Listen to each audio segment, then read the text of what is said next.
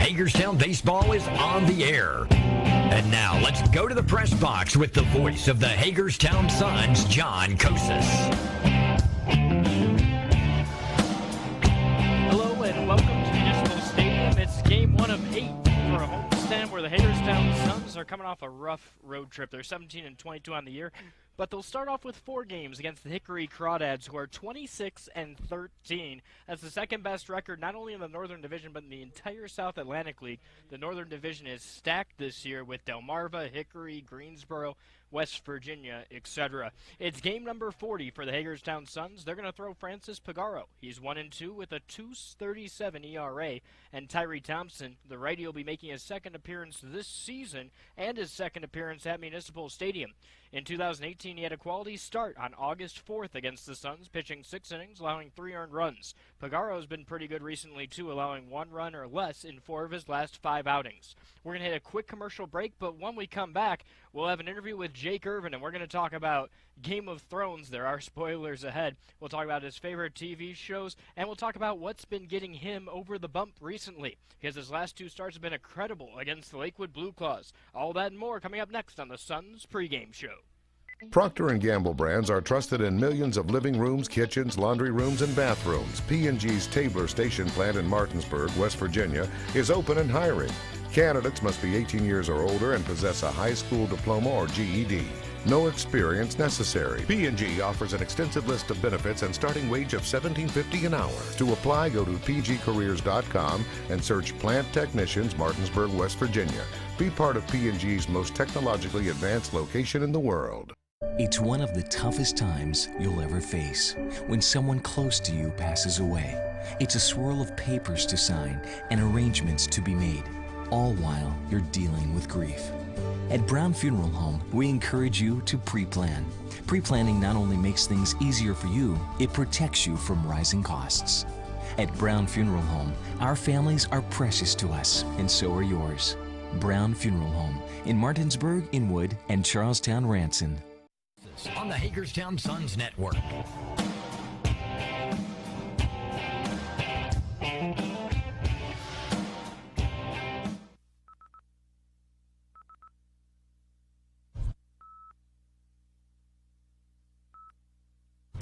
Hello, welcome into the Hagerstown Suns pregame show. I'm John Kosis, today joined by Jake Irvin. Jake, how are you today? Doing fantastic. Be doing better if we get a win here today, though. Of course, a real tough stretch over in Lakewood. You guys dropped 3 consecutive, and they were all one-run games close until the very last inning every single night. But one thing that you can hang your hat on at the end of the day is your last 2 starts, both against Lakewood, were absolutely incredible. 15 strikeouts, including a career-high 8 2 games ago. And then you had, 11 2/3 innings pitched, allowing just 1 run, or certainly nothing poor there, but what's clicking for you now that's kind of gotten you to that next gear?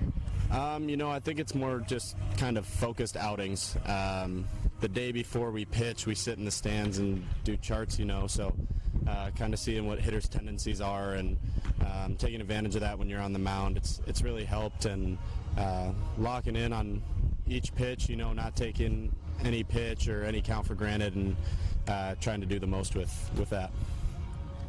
So you hear about sabermetrics in Major League Ball, and you go, man, this is so advanced, and it's here in minor league ball, too. It's just getting started a couple years behind Major League Ball, but the statistics are certainly there. What's one example of a change between pitching from a guy, and it's his first at-bat in the South Atlantic League, between pitching against these guys who you now have 40 games of data on? Right, yeah, it's pretty interesting seeing charts like that, just because we had nothing like that in college. So you come in now and you see how a guy hits, off speed and plus counts, or fastballs, away from whatever side of the plate he hits from, and it's crazy the things that you can take advantage of now. But I mean, the hitters have the same stuff on us, so it's kind of pitching to their weaknesses and our strengths as well. So it's kind of one of those back and forth games. And part of it's got to be changing what you do from outing to outing, right? You see Lakewood in 2 consecutive outings. It doesn't matter if they have data on you or not. Some of those guys are logging 5, 6 at-bats against you. What's something that you've recently added that you think has been effective? I've just kind of been able to, throw a good mix in there in any sort of count. And obviously early in the season we want to throw a lot of fastballs, but being able to show them a good mix, you know, a few times through the order, and like you said, playing them twice, you know, 5-6 times through the order. So just keeping the hitters off balance has been very key, and I think that'll be kind of the key moving forward as well. We're here with Jake Irvin, moments before first pitch in game 1 of 8 on this homestand here at Municipal Stadium. It's the Hickory Crawdads coming at you at 7:05 for first pitch. Jake, this is a grind of a season. Tonight is game 40 for you guys out of 140, and for a lot of these guys, including yourself, it's your first year in full season baseball. Is there anything that you do to try and get away from the game on your off days, or maybe even just if you have a day game, something you'll do at night? Yeah, we actually have a really good group, so you know, just, you know, even going to eat with some of the guys, or, you know, playing a little golf, just something to take your mind off it just for a little bit helps. But when we're at the field, you know, like I said, having the good group helps. You just make the most of every moment, and just remind yourself that we're blessed to be doing what we are doing. So it's a grind, but at the same time, it's a beautiful grind, and we like to have a lot of fun with it. Yeah, of course, it opens up so much more opportunity to build camaraderie and relationships with your teammates. You mentioned on off days that you like golfing. What club are you best with, or maybe if golf isn't your game, what club are you worst with? It depends on the day. I'd like to say I'm best with my driver, but then there's some days where I'd rather not even bring it on the course with me. So I'm not very good. I'm going to go with the club I'm worst with, and that's definitely the putter. I respect that. I feel like not every club is made as perfectly as the 7-iron for some reason, right? Exactly. So, Jake, what type of movies or things do you enjoy watching during the off season, or when you're trying to rebuild that arm strength? I'm a huge movie guy, movie and TV show guy. So, The Office, How I Met Your Mother. Obviously, Game of Thrones is winding down now, so that's been exciting to watch in season. But really anything. I'm a huge Pixar guy too, so I'll watch a lot of those movies. I'm soft for Pixar, and yeah, kind of throw anything my way and I'll watch it. All right, a lot of mixed opinions on Game of Thrones, and for those of you listening, if you're not caught up, spoilers ahead. Yeah. Jake, what do you think about this new season? You know, I haven't had a lot of time to think about it just because we've been doing so much with baseball, but initial thoughts are that I'm a little disappointed. You know, I kind of was hoping for like a happy ending, you know, Jon and Daenerys sitting together on the throne type of thing, but when I get the time, you know, in the off season, I might go back and watch it through again, and I think that being able to watch it consecutively might, you know, give me a little bit of a different feel on it. So there's definitely things that I think a lot of people should be mad about, but there's also a lot of things that we need to, you know, accept and realize, and that's a Game of Thrones. You can't get attached to anybody or anything like that, so it's one of those crazy shows where anything can happen, and they've obviously shown that with this season. And it's something where it's all loosely based off of a book, and more importantly than that, it's a show that they try and take you by surprise. We just haven't had a show like that in recent years. Yeah, it's definitely different for this, you know, new generation, and obviously with Twitter and stuff like that, being able to blow things out of proportion, it's a little... If you're not progressing in healthcare, you're falling behind. W Medicine has planted itself here, and they're the first university that I've found who wants to take ownership of this population, of Western Maryland, Southern Pennsylvania, Eastern Ohio, and the good people of West Virginia. And it's really refreshing to see. I was able to do things that the patients were going away for, which is good for the patients, and it's good for us because we have more resources. Certainly has helped take us to another level. With 4 new car dealerships and 4 used... Yeah, definitely one that I've fell in love with, and one that I've gotten to watch with my niece and nephew, so it's a great movie. That's really awesome. Do you have a favorite scene or a reason why? The scene with Bing Bong, where spoilers again, where he sacrifices himself so that Joy can get back up to basically HQ. It's a scene that makes me tear up a little bit every time I watch it. Yeah, it was definitely a tough one to get through. Well, Jake, thanks again for the interview, and more importantly, congrats on these last couple of outings. You've looked real great on the mound. Hey, thank you very much. Go Suns. Once again, that was Jake Irvin. We're going to hit a quick commercial break. Once we come back, it's time to tour the South Atlantic League scoreboard and more on the Hagerstown Suns pregame show. Welcome to La Bella Vita, named for my Grandma Vita. Our mountaintop getaway honors her legacy while complementing the home's spectacular views. This recently renovated property boasts a breathtaking landscape of Deep Creek Lake while providing great open interior spaces for a sensational vacation. You'll immediately notice the great room allows for entertaining, dining, and relaxing after long days on the lake or skiing on the slopes of Wisp. Your family and friends will enjoy relaxing in all the open spaces.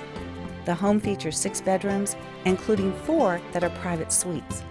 And each of the 4 levels of this home feature amazing visibility as far as the eye can see. Like our family, we hope you enjoy making memories here on the mountain. We love sharing the spacious, warm, and inviting home that overlooks the lake. Cheers to the beautiful life, La Bella Vita.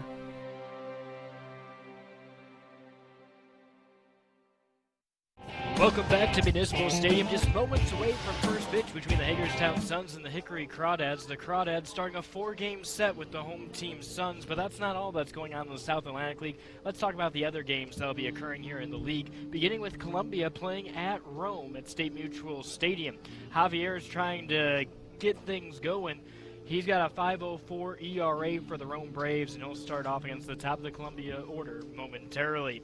Lakewood and Greensboro are getting set to go up First National Bank Field. The Blue Claws 14-24 after that sweep with the Suns. Meanwhile, Greensboro 24-14. It's a real big hitters park at First National Bank Field, and we'll see if the Blue Claws rotation can hold an order. Their team ERA is the best in the league and actually one of the top 5 in all of minor league baseball since the turn of May. It's the top of the first inning already. Delmarva and Kannapolis getting underway, and Delmarva's offense continues to chug. They've got a runner in scoring position already. The Shorebirds are 29-8 this season. Kannapolis trying to get back to 500. They're at 18-20. Augusta and Charleston will kick off at Joseph P. Riley Jr. Ballpark coming up pretty soon.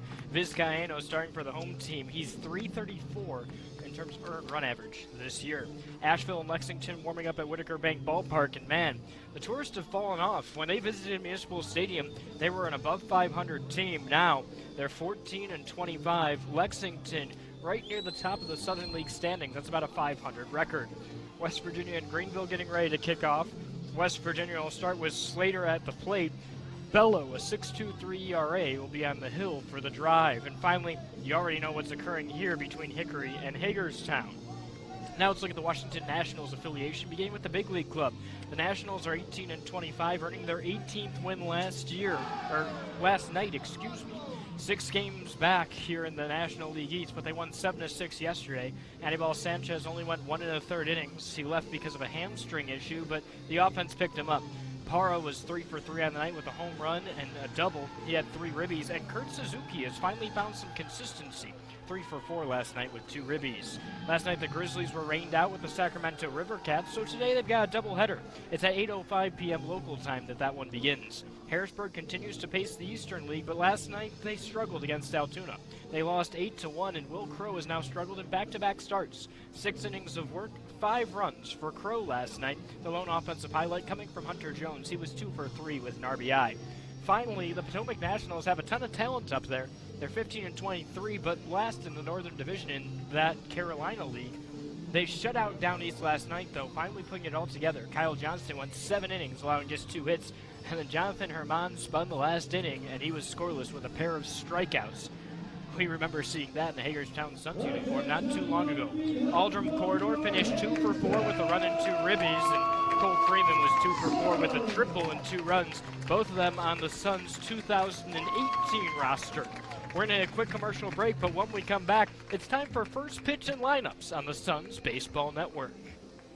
With 4 new car dealerships and 4 used car dealerships in 3 states, Parsons is the largest used car and fastest growing new car dealer in the tri-state area. Take Parsons Ford with huge savings on hundreds of new Fords, financing from 0%, Parsons' goal of financing for all, and Parsons' famous above-market trade-in allowances that help make Parsons #1 for used cars too. See why so many won't buy anywhere but Parsons Ford in Martinsburg. We became #1 by making you #1 first. Parsons. When will I be able to retire? How do I make the most of the money I have? How do I leave a lasting legacy to my loved ones? I'm Philip McCoy, financial advisor with the Mirius Group. a private wealth advisory practice of Ameriprise Financial Services Incorporated. Call us today at 304-263-4343 to help you make the most of your financial future. Our office is located at 1270 Winchester Avenue, Martinsburg, West Virginia. Ameriprise Financial Services Incorporated, member FINRA and SIPC. Network.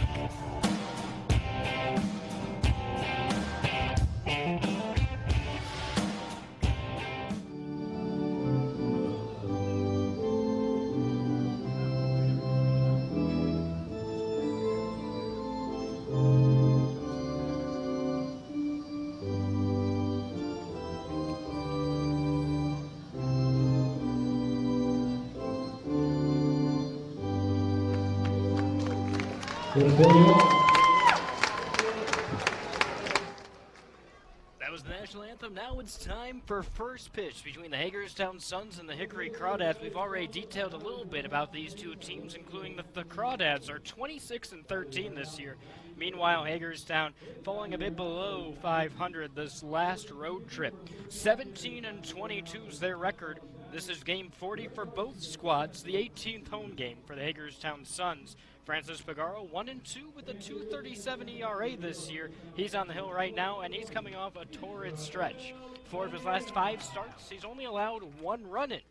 And he's 6'2", 170 pounds, born in 95 and signed in 2013 by the Washington Nationals. He's decreased his career ERA this year to 2.73 over the course of 57 games. This will be his 26th overall start. The starter throws 4-seam fastball, curveball, changeup, and sinker. Now let's look at both teams' starting lineups, beginning with the visiting team, the Hickory Crawdads. Batting first, Jonathan Ornelas. He's going to be in left field. The first baseman, Curtis Terry, will bat second. Pedro Gonzalez, the right fielder, will bat third. Miguel Aparicio will clean up in center field. The catcher, Matt Waitley, will bat fifth. Sheraton Apostle will be the third baseman, and he'll bat sixth. Batting seventh, Franier Chavez. Chavez is the shortstop tonight. Melvin Navoa is the designated hitter, batting eighth. And finally, Tyler DePreta Johnson will play at second and bat ninth. Now let's look in the field at the Hagerstown Suns. We'll go in the order of their lineup. It's Cody Wilson batting first in center field. No surprise there. Justin Cowell will play in right and bat second. The shortstop, Gilbert Lara, will bat third.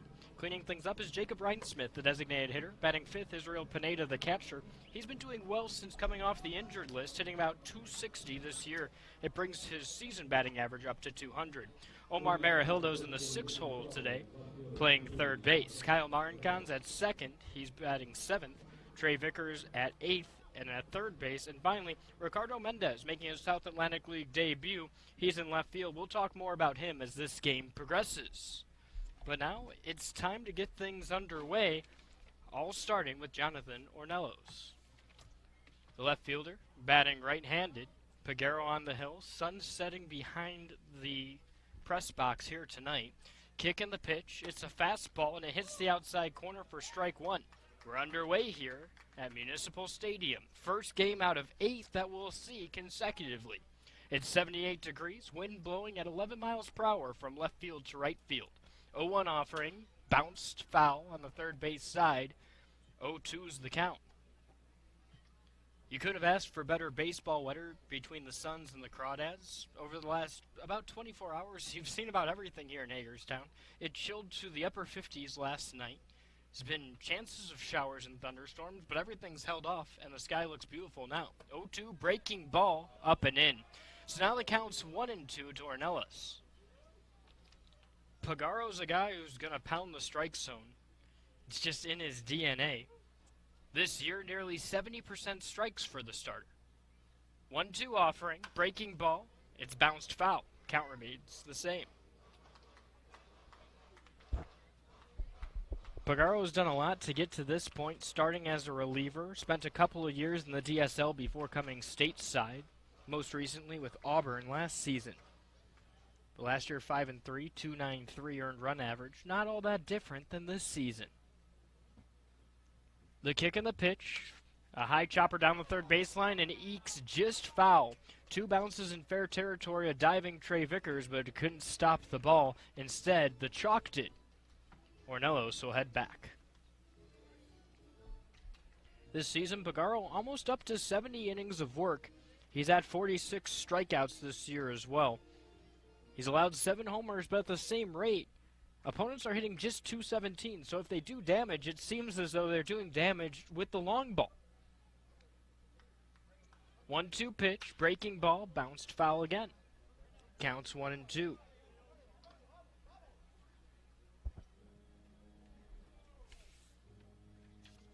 been a couple of foul balls here from Ornelas. The righty settles back in at the plate. Pagaro takes a big step back, throws forward, breaking ball just a bit outside. Now we're evened up, 2-2 the count. Ornelas hitting .322 this season for the Crawdads. The Crawdads, a good pitching team. They've led the South Atlantic League in ERA for much of the season, and that's been their identity in 2019. 2-2, fastball, just low. Now the count's full. Pagaro gets ahead in the count, and a couple of fouled balls certainly probably frustrated him. Now he faces a full count after being ahead for 3-4 pitches at 1-2. Ornelas gets ready. The payoff pitch, fouled back right off the mask of Pineda. He asks for the ball, he shakes it right off. But nothing doing there, so we'll see another pitch. This is exactly what the Crawdads are looking for when they're thinking about a first at-bat of a game, something that could wear out a starting pitcher. 3-2 offering, a high chopper, and it goes foul on the third base side again. Ornelas has pulled quite a few down that third baseline, the closest of which Trey Vickers dove for, the furthest of which still bounded out of bounds off a hop.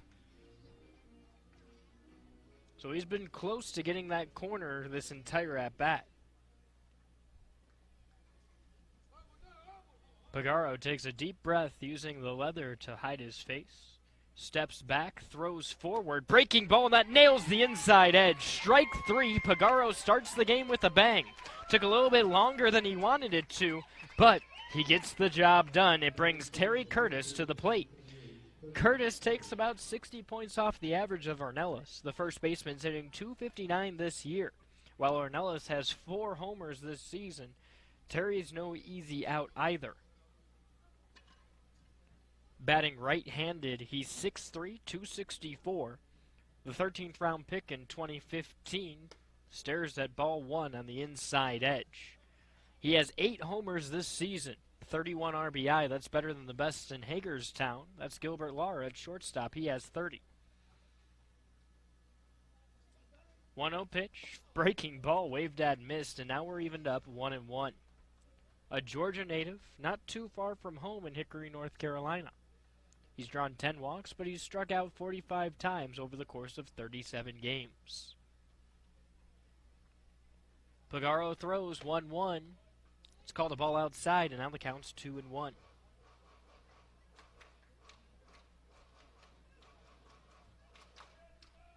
Righty spins the bat twice. Pagaro ready. The pitch, fastball, that's going to be a one-hopper towards Laura. He gloves, throws to Merihildo on time, and that's out number 2. Not exactly quick outs, but 1-2 through the order on a strikeout and a 6-3 ground out is about as routine as you'll see a first inning begin. Now it's Pedro Gonzalez coming up. The right fielder's in the 3-hole today, hitting .244 on the season.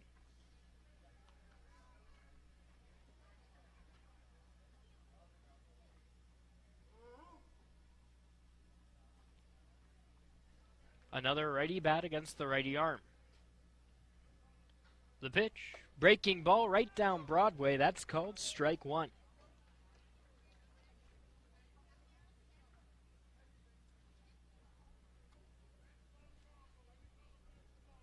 Pagaro from the wind, the pitch, breaking ball, check swing. Did he go?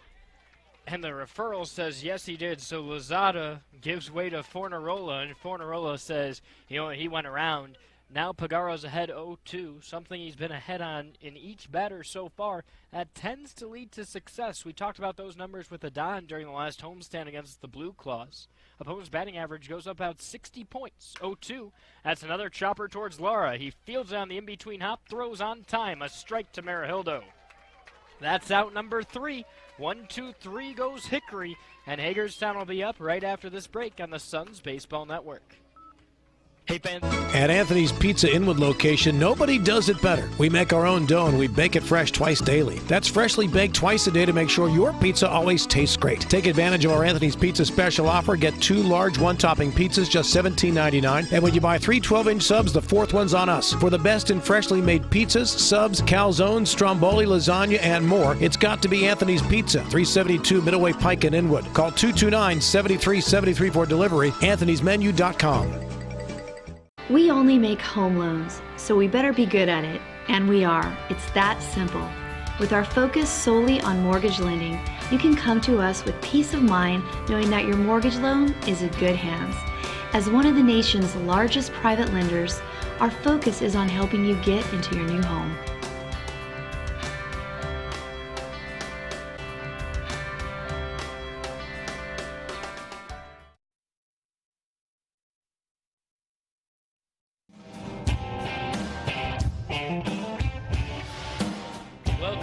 To Municipal Stadium. Hagerstown Suns facing off against the Hickory Crawdads. The first of 4 of these teams will play at Municipal Stadium. Beautiful day for baseball, just beneath 80 degrees right now, wind blowing from left field to right field. And Francis Pagaro started off the first inning strong. 3 up, 3 down, so we're scoreless in the bottom of the first inning between the Hagerstown Suns and the Hickory Crawdads. It's Tyree Thompson on the hill. Thompson yet to have a record this year, but a 4.5 ERA after his first start.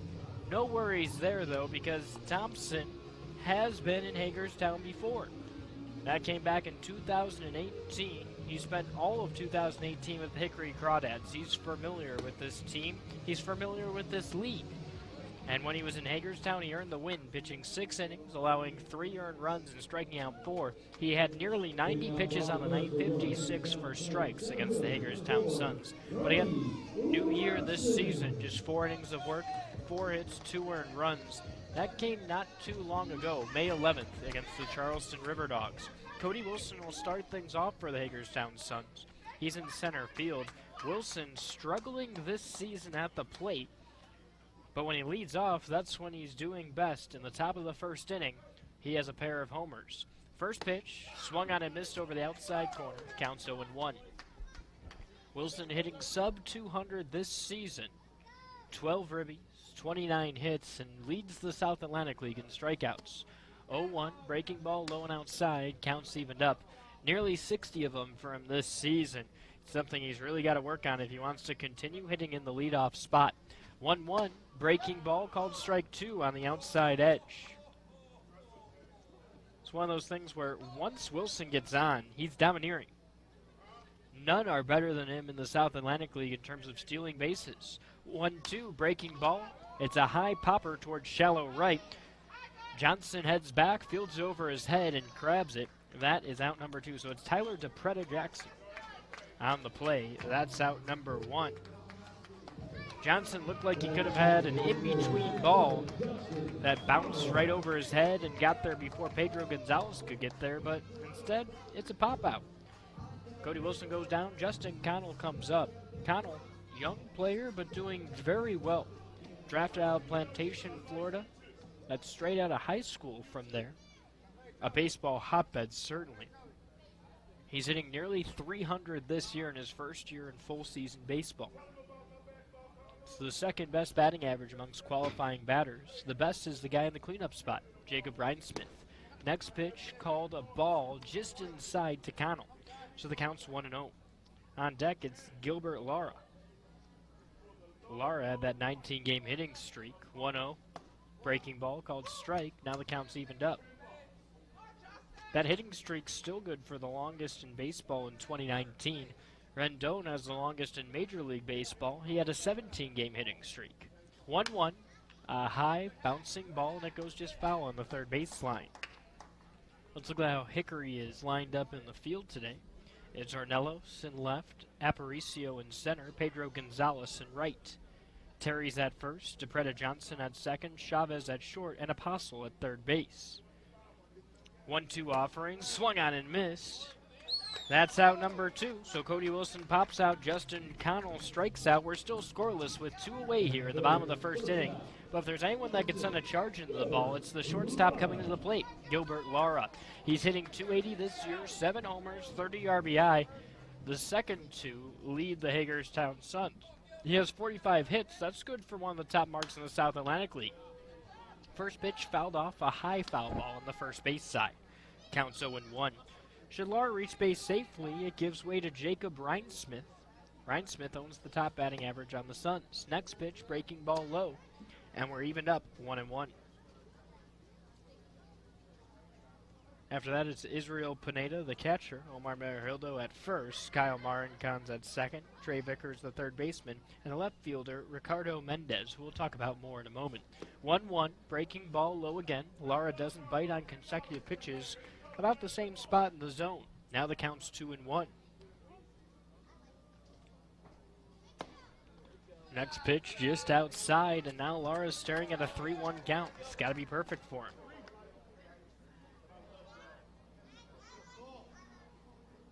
Thompson nods, quick kick, he pitches. That's a high fly ball deep to left, but playable for Ornelos. He's at the wall, and it keeps carrying, but he eventually tracks it down and makes the grab.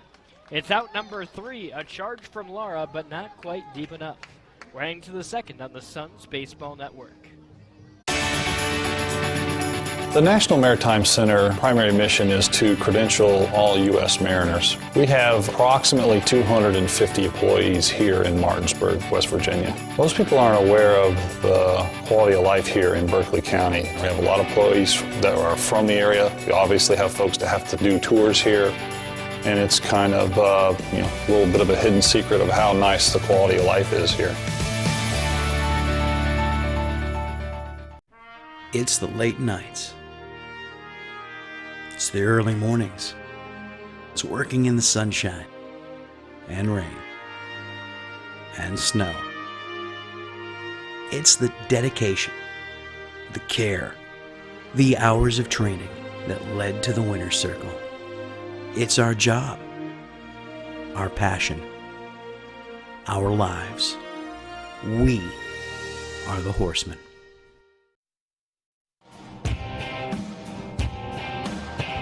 Both pitchers get the opposing lineups to go 1, 2, 3.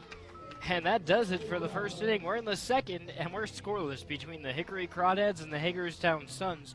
Francis Pagaro getting ready to go against the heart of this order. Miguel Aparicio, Matt Whaley, and Sheraton Apostle. It's 3 bats, all 3 lower averages, but higher power hitters. Gonzalez, 242, Aparicio, 247. Whaley, meanwhile, just 187. I know when you look at those, you're saying, why are you going to put these guys in the middle of the order? Well, the reason is because what they're able to do from a power standpoint. Trey Harris from Rome has an OPS over 1, but Sam Huff, who just graduated, he's going to high A, had the highest OPS in the entire league. So now you got to fill in for him. That's part of the problem, but the other part, again, are those power numbers that you're going to see for the Hickory Crawdads. Aparicio coming to the plate, the first lefty that Pagaro will see today.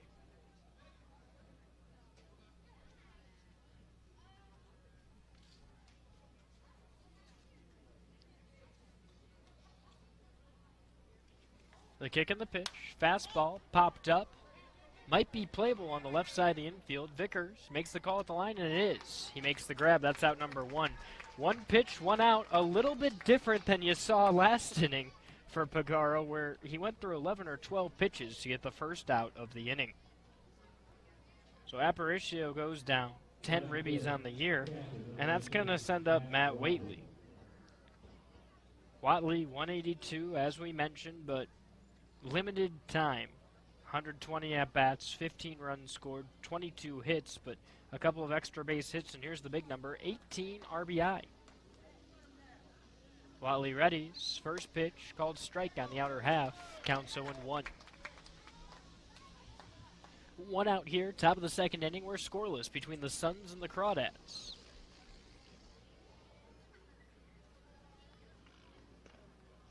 Pagaro steps back, throws, breaking ball. That's a high fly ball, playable towards right. Charging in, Connolly calls everyone off, makes the grab on the jog. That's out number 2. So that's back-to-back flyouts after keeping everything on the ground in the first inning, and it sends up Sheraton Apostle. Apostle playing third base today. Hitting 198 on the season. This is the most pedestrian part of the order if you're looking just at batting average. Outside of that, everyone around 250 until you get to the 8-hole with Novoa and DePretta Johnson. The pitch, breaking ball, and it's going to be hit right back up the middle. That's a base knock. The first hit for either of these two teams today. Apostle stays on it, recognizes that he's going to get a fastball on the first pitch, and he's able to send it right back up the center towards Cody Wilson. Lara Marincon's neither able to make the play. Frainer Chavez coming up. He's the shortstop today. Chavez hitting .245 on the season.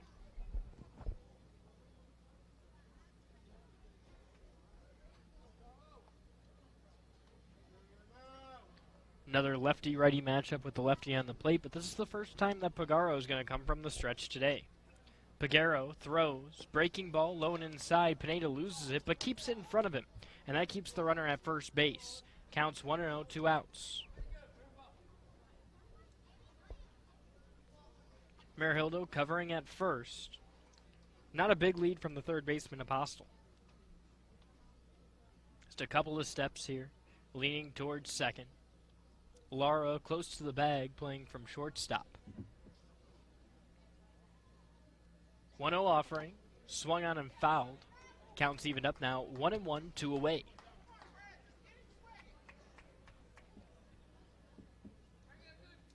Pagaro waits for the lefty to come back in.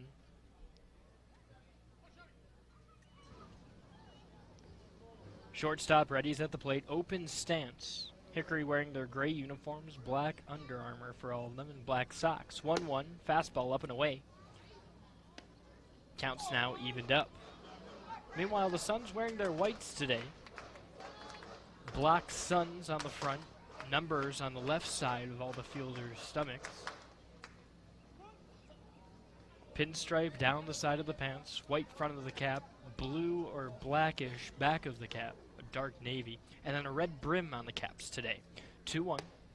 That's called strike on the outside half, and now the count's even up 2-2. Pagaro fights his way back in. So Pagaro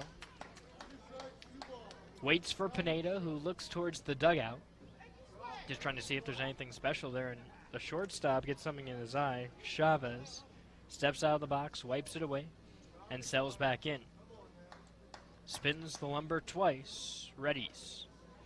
Pineda lines up on the inside. The pitch, breaking ball, tapped foul. We'll see another here, 2 away.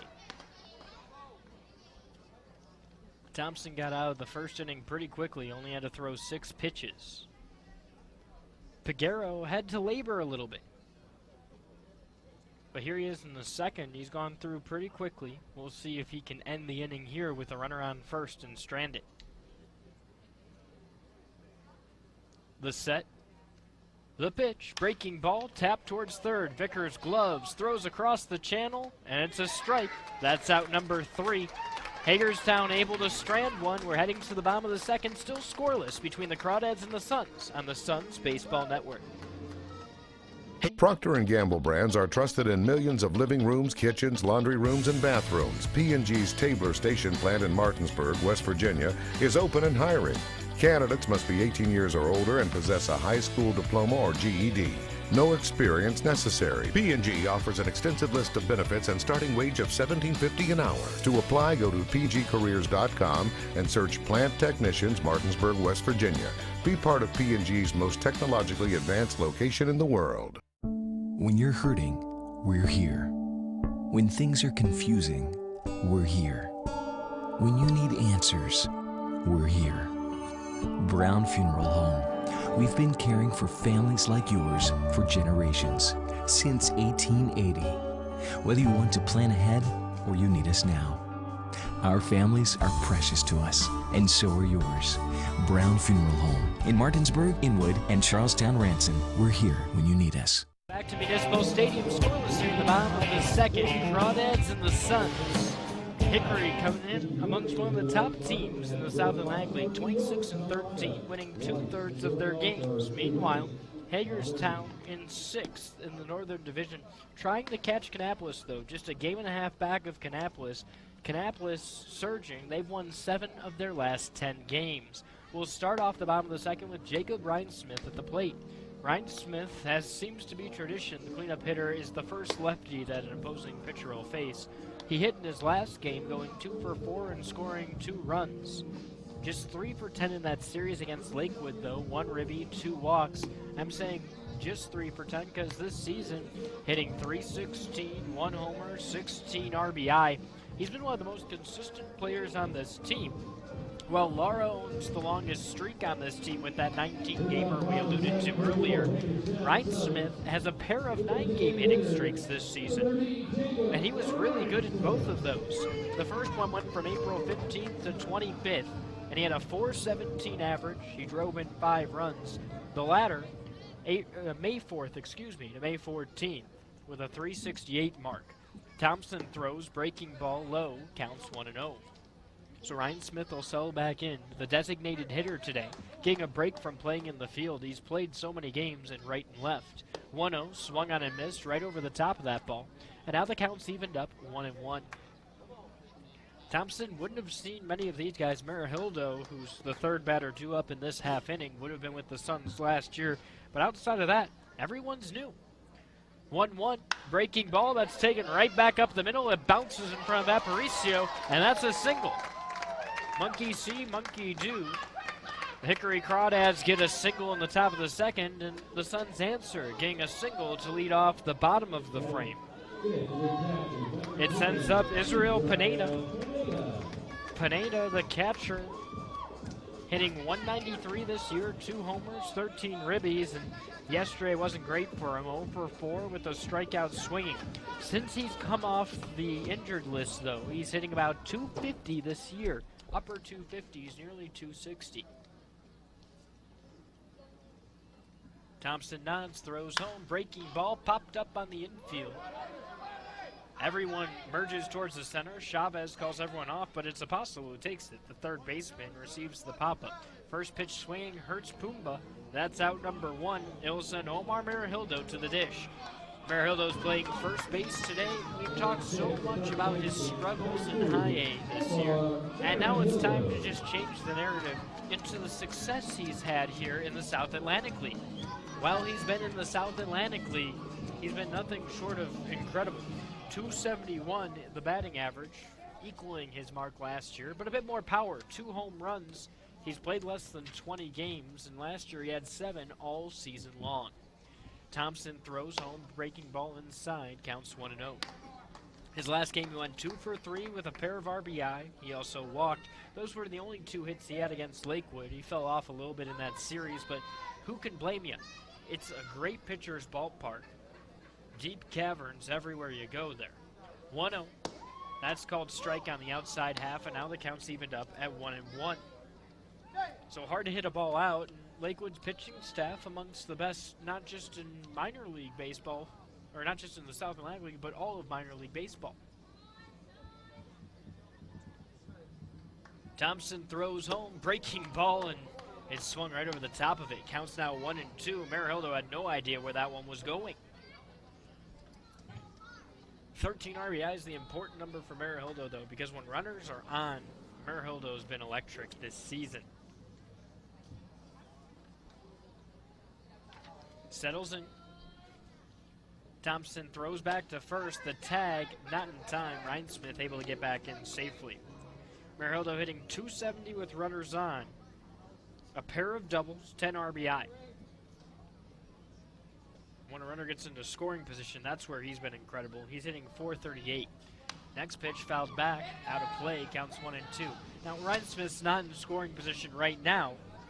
He's just at first base, but that's where Marihildo's been a difference maker, particularly with 2 outs, 5 for 8. with runners in scoring position and 2 outs, and that's what Hagerstown needs. The pitch, ball outside, counts evened up. A veteran presence who does well in those clutch situations. They've been missing it all season long. If you don't believe me, look at that last series against Lakewood.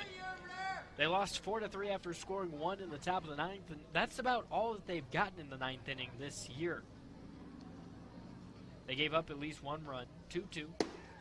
Ball low and inside. Ryan Smith stranded in between. Throw from the catcher, not in time. Terry's tag just a little bit late after Watley couldn't get it there. Now the count's full to Marahildo. So the Suns just trying to find some consistency in those late innings because they gave up all 3 of those games after 6 innings. Starters left games either with a no decision or they would have been in line for a win. Bullpen blows 3 consecutive. Next pitch, swung on a miss, runner goes, ball gets kicked into center field. Ryan Smith trips heading towards third, and there's no play for Aparicio. So Ryan Smith makes it to second, rounds third, the ball goes off to Freda Johnson's heel of his glove and into center. It'll be 1 stolen base, and then it's going to be an E2, I assume on the low throw, sending the runner towards third base. Just 2 outs now after Marahildo sets down. So Marin Gons has an opportunity with a runner 90 feet away, but he has to get a hit. There's nothing around it there. Marin Gons hitting .214 this season. Marin Gons at third base, or with runners in scoring position. A little bit of a different story than the batter we just talked about, Marahildo, who's hitting .600 at that case. Pitch is tapped foul, counts 0-1.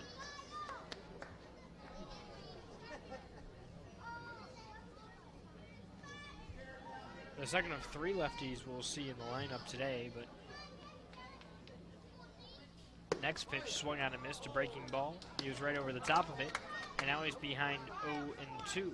Martin Kahn's hitting .208 with runners in scoring position. He does have a home run and 3 doubles, but the power not coming with much of an average at the moment. 0-2 from Thompson. That's fouled back just to the left of the press box. Count remains the same.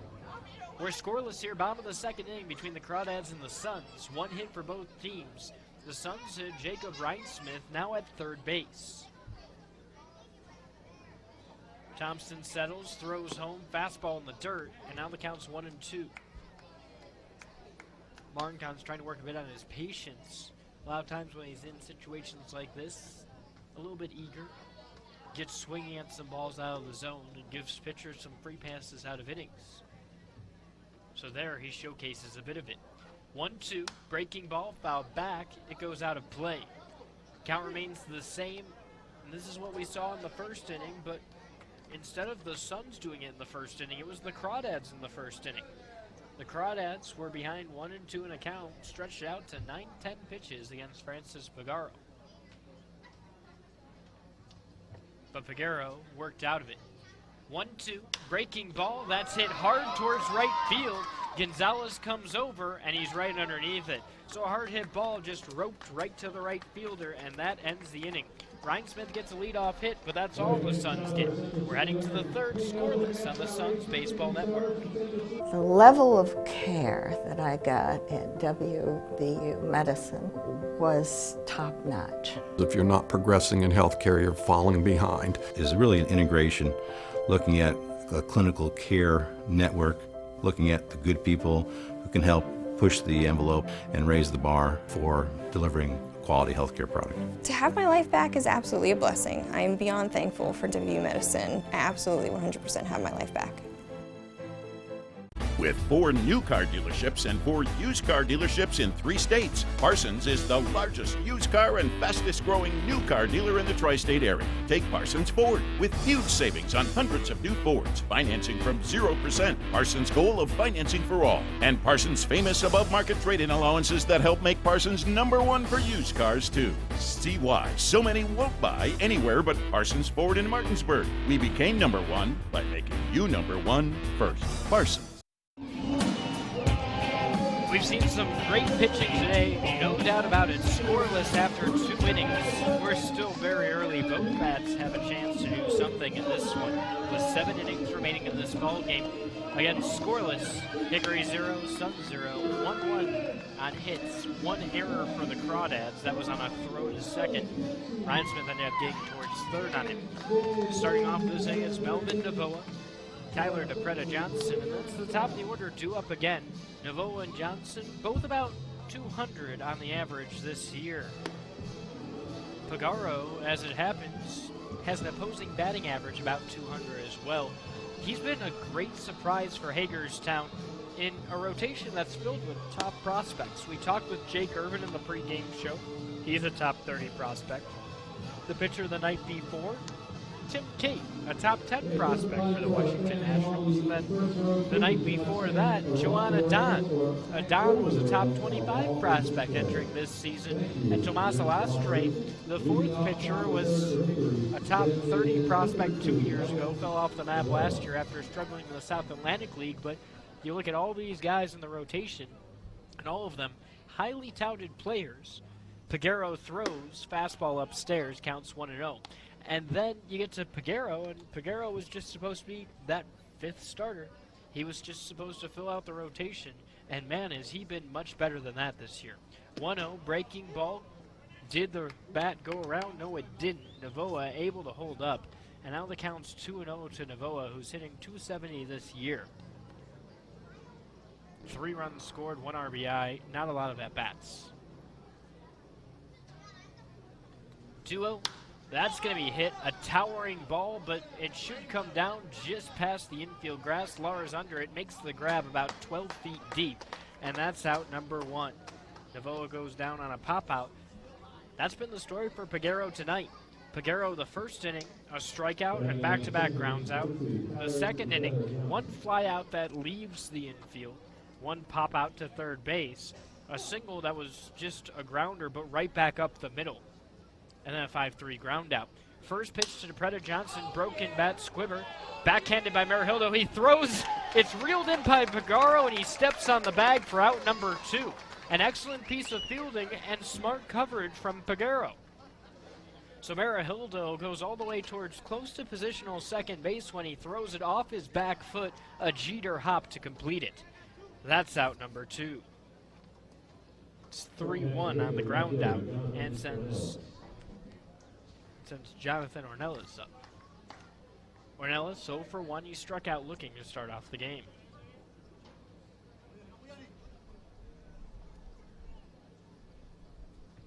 Pagaro into the wind, the pitch. Fastball outside, counts 1-0. We're scoreless here, top of the 3rd inning. Crawdads nothing, Suns nothing. Both teams with a hit, Crawdads with an error. Ryan Smith got within 90 feet, but neither team able to score. It seems to be the norm for the Suns recently. Low-scoring, close games. 16 of their now 40 games, including today's game. 1-0, fouled back, counts 1-1, have been decided by 1 run. Think about that. Nearly half of their games decided by just 1 run. And no differentiation today, but again, still early, just 2 frames played. Both bullpens have to go in, both starters have to finish out a game. Thompson went just 4 last time.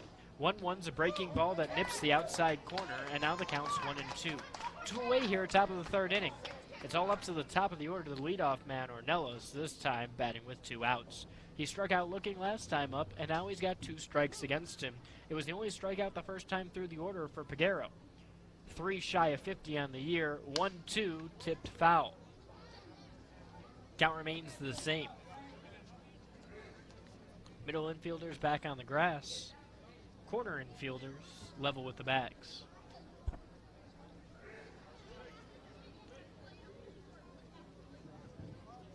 Pagaro nods. Likes the call from Pineda. Time's called, though. Took too much time there deciding what he wanted to do. Big gaps here for the Hagerstown Suns. Part of that's because the center fielder, Cody Wilson, pretty fast guy, can make up a lot of ground. 1-2, breaking ball. It's a chopper, foul on the third base side. Haven't seen enough from the left fielder. We Actually, haven't seen him make a grab yet this year. It's Ricardo Mendez. Just got here to Hagerstown today. But Justin Connell in right field is quick enough to sub in at center field, and he's a good corner outfielder. He's bounced between left and right field for much of this season. 1-2, fastball, that's shot towards the gap. Connell coming over, trying to make up ground, but that's over his head. A one-hopper off the wall. Rounding first, heading towards second is Ornelas, and now he's burning towards third. Connell throws, Laura with the relay, not in time. A two-out triple, and Ornelas gets some trouble for Peguero to face for the first time today. It's the second hit of the game, but both hits just with 2 outs for the Hickory Crawdads. So now, Curtis Terry coming up. 0 for 1 today with a ground out. Curtis Terry. Terry has the top batting average outside of Ornelas in this lineup, so it goes 320, 260, and then it just falls off the map. The Crawdads certainly missing Huff's production. Leader in home runs, leader in RBI, leader in slugging percentage in the South Atlantic League. The pitch, breaking ball, an excuse-me swing fouls it off, and now the count's 0-1. Top of the third inning, that triple doesn't change the score. It's still scoreless. Peguero with a chance to get out of it here.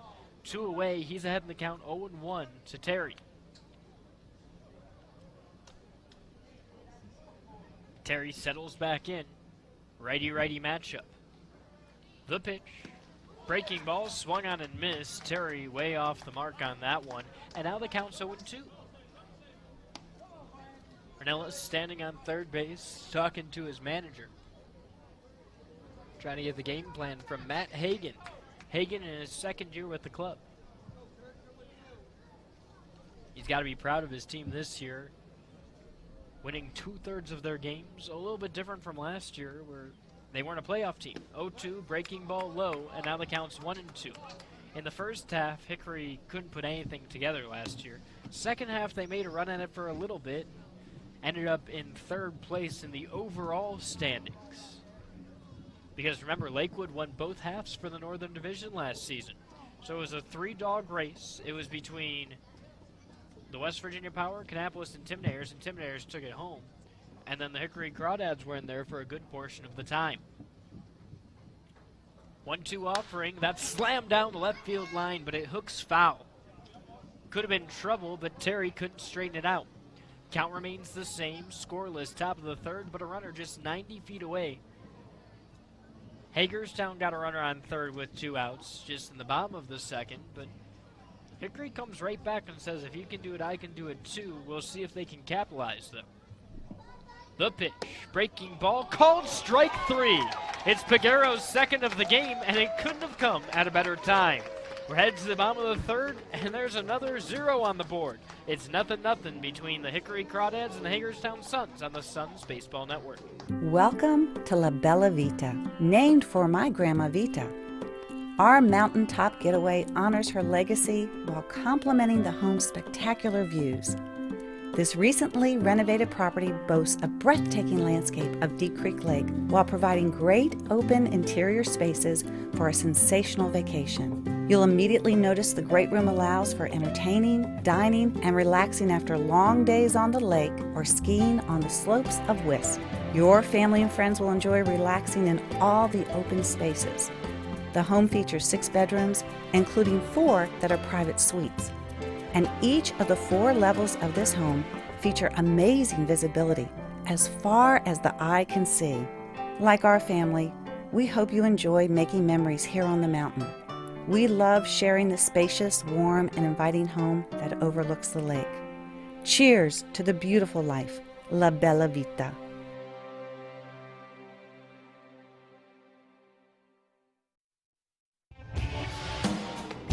Another close game seems to be the name of the game for the Hagerstown Suns in 2019. We already talked about 16 one-run games through their first 39. Certainly a high mark. To give you an idea of how high that mark is, the next closest margin is the 3-run game, and the Suns have only played 5 of those. So a lot of 1s and 2s on the boards beyond that, including a 14-run game that came just last week. Hagerstown, the victors there. 15-1 the final score against the Delmarva Shorebirds in one of just 2 games that they played against Delmarva. An 8-game homestand for the Hagerstown Suns starts with the Hickory Crawdads and ends with the Kannapolis Intimidators. 2 4-game sets. And Trey Vickers, Ricardo Mendez, and Cody Wilson here in the third, trying to bring a run across. It would be the first run of this ball game. We're scoreless. Thompson's pitched here once before, but it came over a year ago. This season, his ERA, 4.5, and that's not knocking the guy. He's only played 1 game. He only pitched 4 innings, allowed 2 runs in it. But in his second year in the South Atlantic League, not the cleanest start that he would have liked. So now it starts with Trey Vickers. Vickers, the Wichita State player. We caught up with him during the last homestand, and Vickers talked about how he attended Wichita State for a couple of reasons. One, a brand new head coach came in and wanted to talk to him. He recruited him specifically. First pitch, grounded towards first, scooped by Terry. He tosses it to Thompson, and that's out number 1. 1 pitch, 1 out. It's gone that way twice already for Thompson. He got Pineda to do that as well. 3-1, the ground out, sends Ricardo Mendez up. Mendez playing in left field for his South Atlantic League debut. Last season, spent much of the year in short season ball. He was signed by the Nationals as a 16-year-old out of Barcelona, not Spain though, Barcelona, Venezuela. The lefty went stateside in 2017 where he hit .252 in 44 games for the Nationals. First pitch called strike on the outside corner. He drove in 19 RBI and he had 3 multi-RBI games. While he struggled to close things out in the second half last year, next pitch breaking ball low evens up the count. He started off the year hot, hitting .240, driving in 6 of his 18 RBI in June, and he made it to base safely 14 times over the course of his 13 games. Next pitch goes to the backstop. It's 2-1 with 1 out. Mendez still just 19 years old. That ties him with Pineda for the youngest age on the team. Another 2000 baby. 2-1, called strike on the inner half, counts evened up. He was born January 24th of 2000. Stands in 6 feet tall, 155 pounds. He's another lefty dad to line up. 2-2 pitch. That's going to be hit a high ball towards right field. Coming over is Gonzalez, and he makes the grab. No worries there. That's out number 2. It sends Cody Wilson up. Wilson 0 for 1 today. He popped out to second base, and he's riding a real cold stretch. Wilson has been able to just hit 190 this year, and he's struck out more than anyone in the South Atlantic League. The numbers aren't reassuring for Wilson.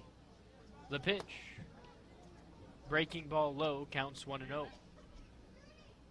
He started off the year well. He got on base frequently. He had a 3-steal game against the Blue Claws, 1-0. That hits on the inside edge, counts evened up. But Wilson just falling off the map recently. 1-1, breaking ball, chopped foul. Went right off the mask of the catcher Watley, and now the count's 1-2 with 2 away. Lights coming on here at Municipal Stadium. Sun beginning to sink near the horizon. Time's called, just allowing Watley to walk that one off. A little wobbly there after that went off his mask, but he appears to be fine after taking a couple of steps. Just a stinger. 1-2 offering.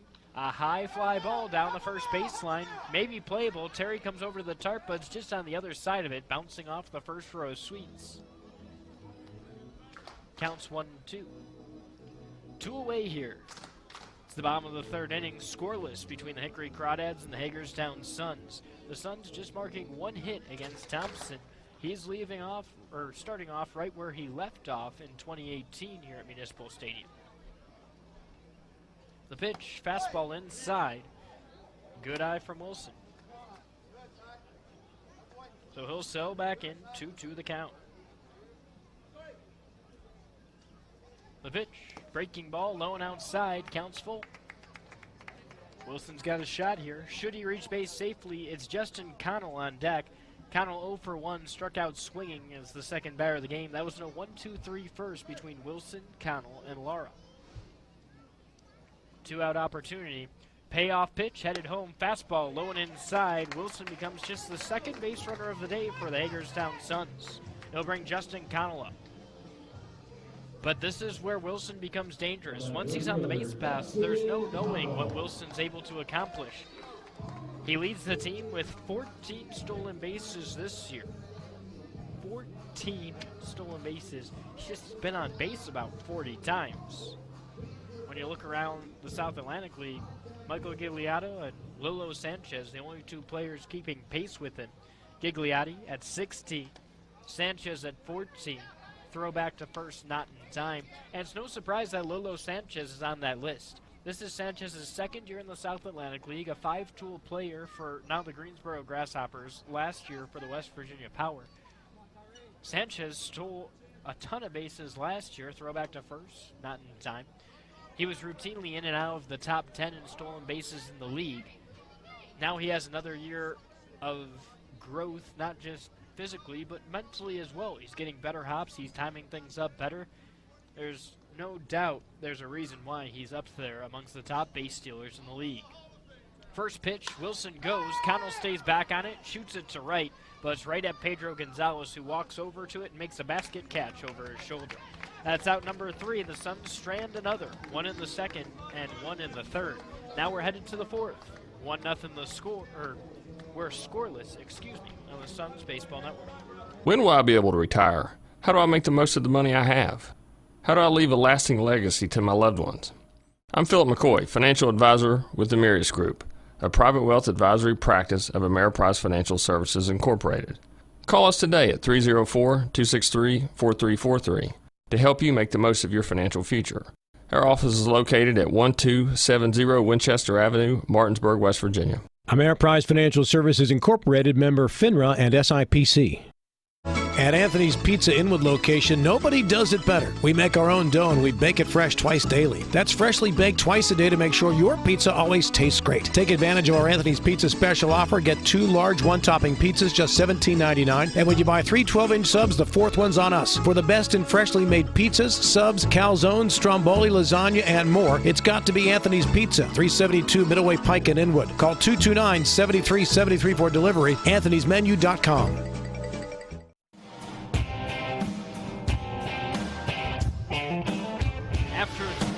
You know this story if you've been following the Suns this year.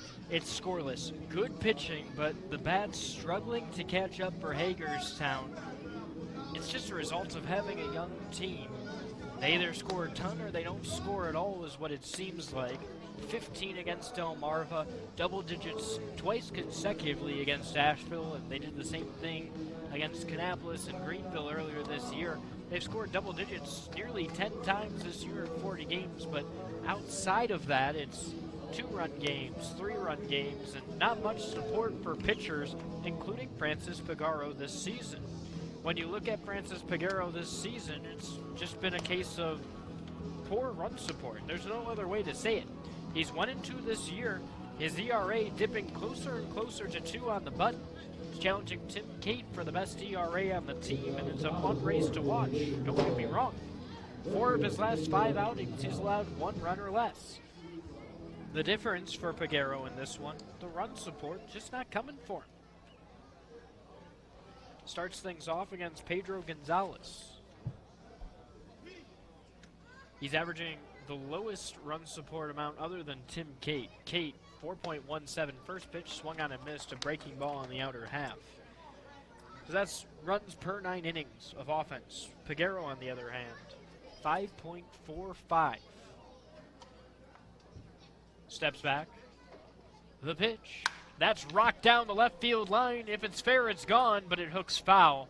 A one-hopper all the way to the secondary wall that leads you out towards Cleveland Avenue. So the count's 0-2. Nobody out, still scoreless here, top of the 4th. Good jump from Gonzalez, but he was cheating just a little bit ahead of that one as he pulled it foul. Gonzalez 0 for 1 with a ground out to short tonight. Open stance. The pitch. Breaking ball way outside. Now the count's 1-2. Pagaro said, listen, if you can hit that, go ahead, but he wanted something he wasn't going to swing at, and he wanted to readjust the eye level after he knocked that ball nearly out of this park. Little pause for Gonzalez as he gets ready. Taps home plate, shoulders the lumber. 1-2. Swung on and missed, but the ball gets away from Pineda up the third baseline. He takes the inside track, turns, throws, and he gets it on time. K2-3. That's the third one of the night for Francis Peguero. Back to back, he got Terry to end the third inning, excuse me.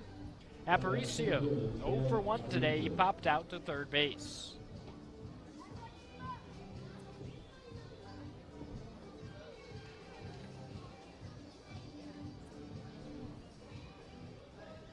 Lefty settles in. Infield shifted a little bit. Lara closer to the bag than normal. First pitch, bunts offered, but he pulls back. That one's inside. Counts 1-0. Peguero has 3 strikeouts today, and Peguero 42 strikeouts on the season. Just shy of 200 strikeouts for his career. He's at 192 currently. 1-0 offering, bouncing ball, that makes the count 2-0.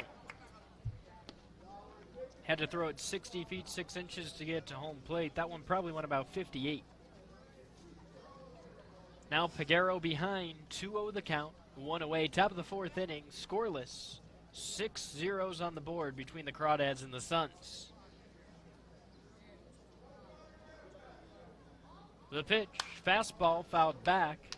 Good for strike 1 in the count.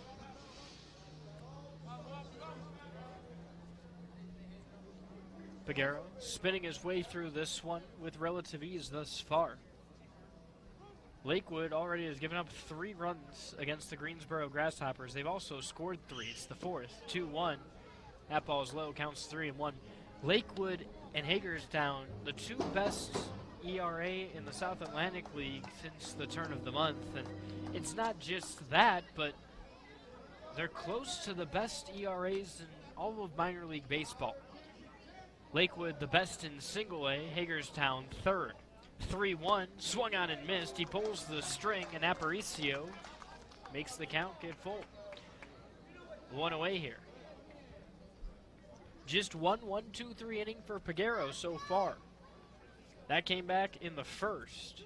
A strikeout and back-to-back groundouts to Lara. Payoff pitch, swung out and missed. Another curveball. Pineda applies the tag. It's 3 consecutive strikeouts. Peguero's found his mark. With 2 away, it's Matt Watley. Watley 0 for 1. He's flown out to right field. Peguero allowed that triple. And that was from Orclays at the top of the lineup. Since he allowed that triple to Ornelas at the top of the lineup, it's been all Peguero. 3 strikeouts. First pitch, fastball up and in, counts 1-0. He just needed that as the cup of coffee in this outing. Wakes him up a little bit.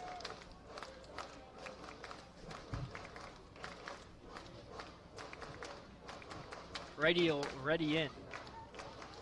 Burly right-hander in the heart of the order. He's tonight's catcher. 1-0 offering. Breaking ball called strike on the outside edge. Both of these pitchers, a lot of breaking balls today, and both of these pitchers, some movement on their fastballs. No doubt about it. 1-1 the count.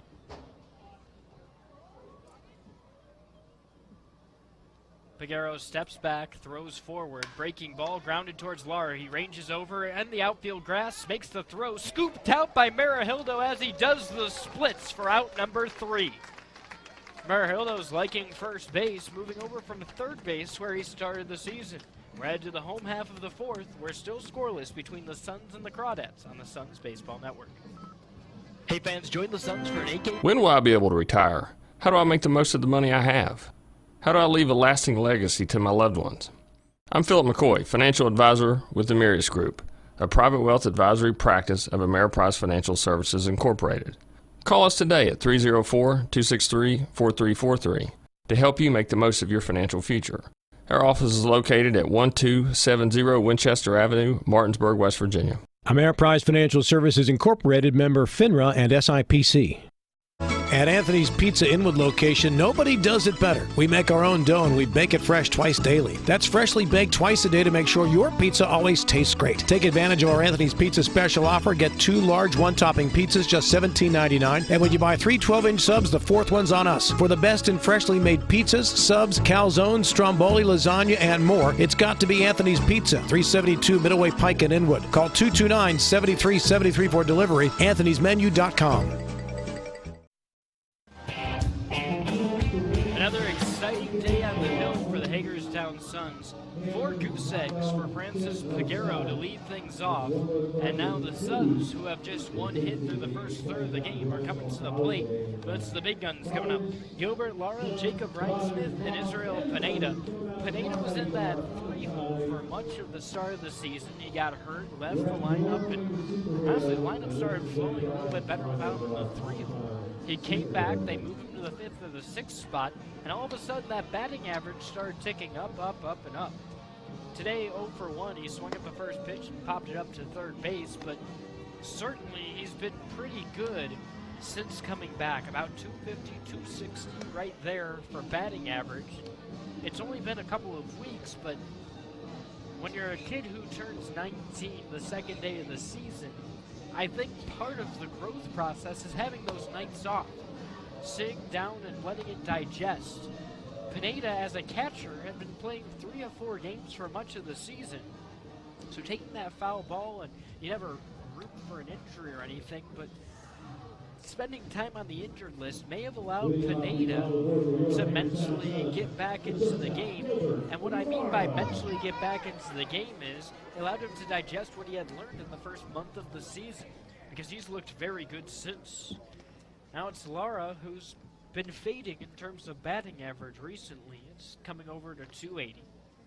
First pitch, breaking ball, swung in the dirt, and the count's 0-1. Lara not able to come up with it. 0 for 1 with the fly out to left field. He took his first one for a ride. Another breaking ball low. And now the count's evened up at 1-1. Lara with the open stance as always. 1-1, bounces in, and now the count's 2-1. His batting average at one point in the season had gone up to 340, 350, as happens with all players. He started slowing things down. The pitch, ball low, counts 3-1. Eventually you're going to hit that mark. And that's what happened here with Lara. After his 19-game hitting streak, he only got 1 hit and 14 at-bats. Ball 4 is in the dirt. Lara takes a 5-pitch walk, much needed for the Suns. They get their second base runner off a walk, their 3rd of the game. And now it's 45 pitches for Tyree Thompson. Thompson only pitched 4 innings in his first outing of the year. So now coming back, he's probably going to be a little bit slower than last year. Thompson had thrown 100 pitches a couple of times last season in the South Atlantic League, but most guys who come out of extended spring training after being in full season baseball are working with a little bit of soreness, a little bit of inflammation. You don't want to stretch him too much, and we actually already see a pitcher stretching and tossing. Nothing serious, he's not on the hill yet, maybe just stretching to keep himself loose, but we'll keep an eye on it.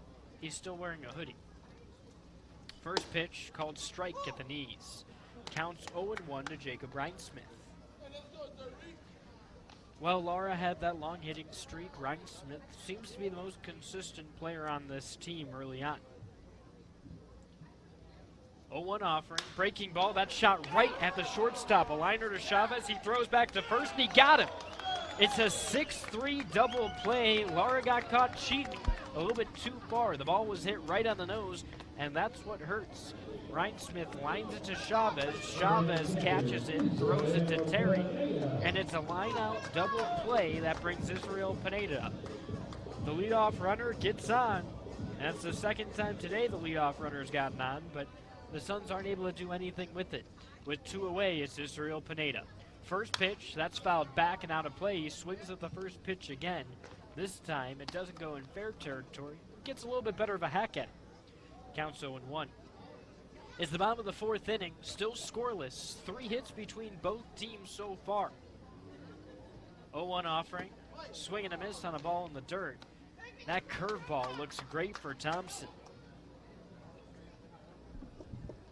Pineda's in an 0-2 hole, 2 away. Kicking the pitch, breaking ball, just low.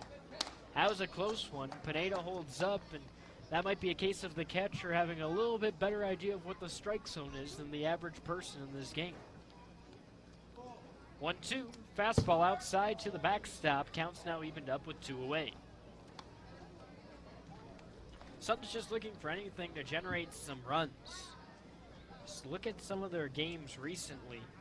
The 4-3 loss last night, the 3-2 loss the night before. This league averages the pitch. Hit down the third baseline, backhanded by Apostle. He stands up, throws, draws the runner off the bag. Terry tags Pineda, and Pineda crumbles down beyond first. It was a hard tag on his gut, but he got him. And that's out number 3. An excellent play from Apostle, fishing a ball near the line and throwing across the diamond. Pineda being looked at by trainer Darren Hughes. When we come back, we'll have more information about what's going on with Pineda on the Suns Baseball Network. The National Maritime Center primary mission is to credential all U.S. mariners. We have approximately 250 employees here in Martinsburg, West Virginia. Most people aren't aware of the quality of life here in Berkeley County. We have a lot of employees that are from the area. We obviously have folks that have to do tours here, and it's kind of a little bit of a hidden secret of how nice the quality of life is here. We only make home loans, so we better be good at it, and we are. It's that simple. With our focus solely on mortgage lending, you can come to us with peace of mind knowing that your mortgage loan is in good hands. As one of the nation's largest private lenders, our focus is on helping you get into your new home.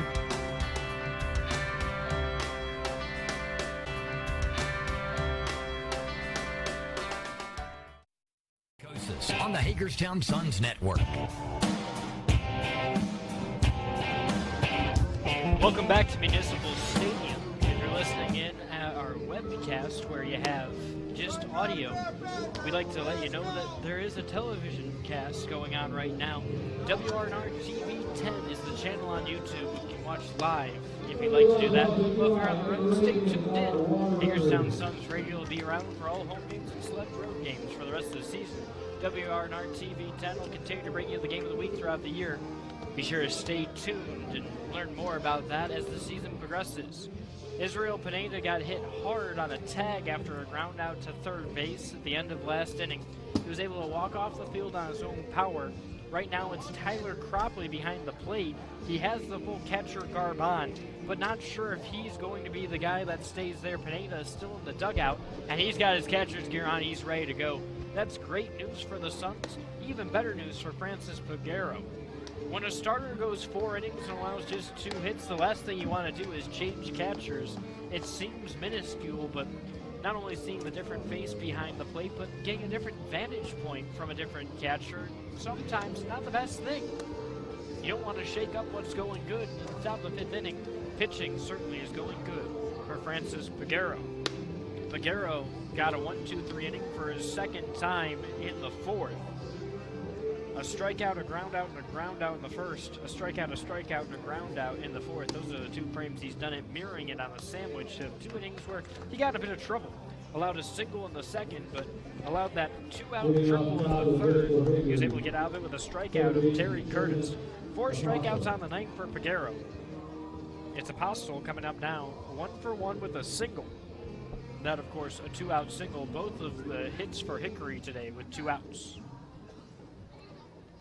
Righty twirls the baton, swings it back and forth. Peguero launches, breaking ball just outside. The count's 1-0. We're still scoreless. Excellent game of baseball going on between the Hickory Crawdads and the Hagerstown Suns right now. Peguero throws home. Fastball just a bit outside. Now the count's 2-0. The Crawdads have that pair of hits, both with 2 outs. Hagerstown able to knock 1 hit so far tonight, but they've also drawn a pair of walks. That's been how they've been pretty dangerous this year. 2-0. Fastball upstairs. Now the count's 3-0. 3 pitches, 3 balls for Peguero out of the chute here in the 5th. The Suns have drawn a number of bases-loaded walks this year. One of their leading run producers with the bases loaded when you look at the stat sheet. So they haven't hit well with the bases loaded. 3-0, that's rocked towards left center. On his horse is Cody Wilson, but he's not able to get there. It's a 2-hopper off the wall, rounding first, heading towards second is Apostle. He's in without a throw. A leadoff double. We'll see how good Francis Peguero is at working out of things, because right now he's in a bit of a jam in a scoreless ball game where his offense hasn't shown much life. The good news for him, it's the bottom of the order, starting with Frainer Chavez. Chavez 0 for 1 with a ground out to third. That'd be the perfect spot for a ground out right now. The third baseman could look the runner back to second and get the out.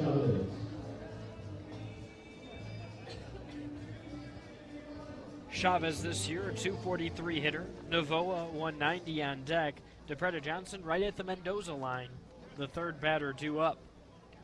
3 batters with lower averages to start things off here. The pitch, fastball, it's popped up on the third base side, goes out of play. 0-1 count, nobody out here in the top of the 5th. We're scoreless between the Suns and the Crawdads. Peguero trying to do something that no one else on this team has done this year. In 4 of his last 5 outings, he's allowed 1 run or less, and he's gone 5 runs or deeper in each of those outings. He's gone 4 scoreless so far tonight. 0-1, fastball, called strike 2 at the belt, and now he's ahead 0-2. The first out's going to be the critical one for him right now. Get that first out, and then you don't have to worry about, this is the extra innings situation, where you put a runner on second, nobody out to start off the inning. Teams score a lot on that. 60-70% of the time, a team's going to score on that. In fact, the extra inning strategy is, do I score 1 run, or do I try and score multiple runs? And it all starts with bunting a runner over to third. 0-2, lined right up the middle off the glove of Peguero into center field. The runner's being held at third, and the throw home from Wilson going to be cut off. That was Marahildo who cut things off. So it does go off the glove of Peguero, but he's not able to reel it in. It's a single to put runners on the corners with nobody out. A hard hit ball. Lara came over, and Lara almost able to get to it, but not able to catch up to the ball that was on the second base side of second. Positional second base, I should say. The first base side of second, though. Melvin Novoa coming up. Novoa 0 for 1. He popped out to short in his only plate appearance. Righty batting in the 8-hole. Peguero nods, throws home, breaking ball called strike on the outside edge. That was the 4th hit of the game for the Crawdads. They have 4 of 5 hits tonight. It's the top of the 5th inning. Thompson's been stellar so far. Just about 50 pitches for him tonight. 0-1 offering, breaking ball chased in the dirt, and now the count's 0-2. Novoa's going to take a long lap around to think about that one. I thought for a second he was heading back to the dugout, but just to the edge of the dirt for the batter's circle. Peguero searching for his first out of the 5th inning. Runners on third and first right now. It's Apostle at third, Chavez at first. Peguero from the third base side of the rubber throws home. That's lined right at Vickers. He makes the grab, tries to get back towards third. Not able to get there before Apostle comes back. Very similar to last inning where Ryan Smith hit one on a button towards short. And they were able to double off Lara at first. But this time, no one for Vickers to throw to. It's another hard hit ball against Peguero though. 3 batters due up here. 3 batters all hit the ball hard. One, a double over the head of Wilson in center. The next, a liner right up the middle, but a hard hit one off the glove of Peguero. And then that one, a line out towards third. Vickers able to reel that in. No one able to advance. There's 1 out. The double play ball's live. That would be Peguero's best shot of getting out of this inning quickly. As the number 9 hitter, Tyler DePreta Johnson. Johnson 0 for 1 today. He grounded out to first, but that was another ball that was a tough in-betweener for Marahildo. Merhildo now covering first base, so probably wouldn't be able to get to that one. Big gap on the right side of the infield. The pitch bunts down, but foul on the first base side. Counts 0-1. DePreda Johnson trying to hit towards that gap. 1 run could be the difference here. It's the top of the 5th. We're scoreless. Just 1 out. If a ball is hit hard enough towards short or second, though, it could change the fortune of the Hagerstown Suns. In a bit of a pickle here. Piguero gets the call from Pineda. Pineda lined up inside. 0-1 offering, runner goes, ball's in the dirt. Pineda stops it, but that erases the double play ball. Chavez gets towards second. Apostol still at third. The count's 1-1, 1 away. So Johnson almost certainly won't be the last batter of this inning. There's a free bag at first. You don't want to give it to Johnson because Ornelas has a triple against Piguero. And he's on deck. From the stretch. 1-1 offering, breaking ball, chopped towards short. Would have been a double play ball, but Lara boots it. So Lara not able to get there. Run scores. That's certainly going to be an error. Apostle, run number 1. Runner stays at second. That was Chavez. DePreda Johnson gets the RBI. It's an E6. The run would have scored regardless. Lara's only play was at first, and I think that's what tripped him up. He was thinking he was going to throw home and then had to turn his body before he fielded it because he then realized his only play was at first. Still 1 out. Runners on first and second. All of a sudden, this could be a big inning for the Crawdads. They lead 1-0 here in the top of the 5th. The pitch. Called strike on the outside corner at the knees. Counts 0-1.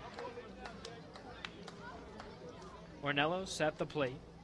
1 for 2 today. He tripled in the 3rd. He struck out looking in the 1st. A triple would score 2 more runs for the Crawdads right now. And that 3 runs has been a magical marker for the Suns this year.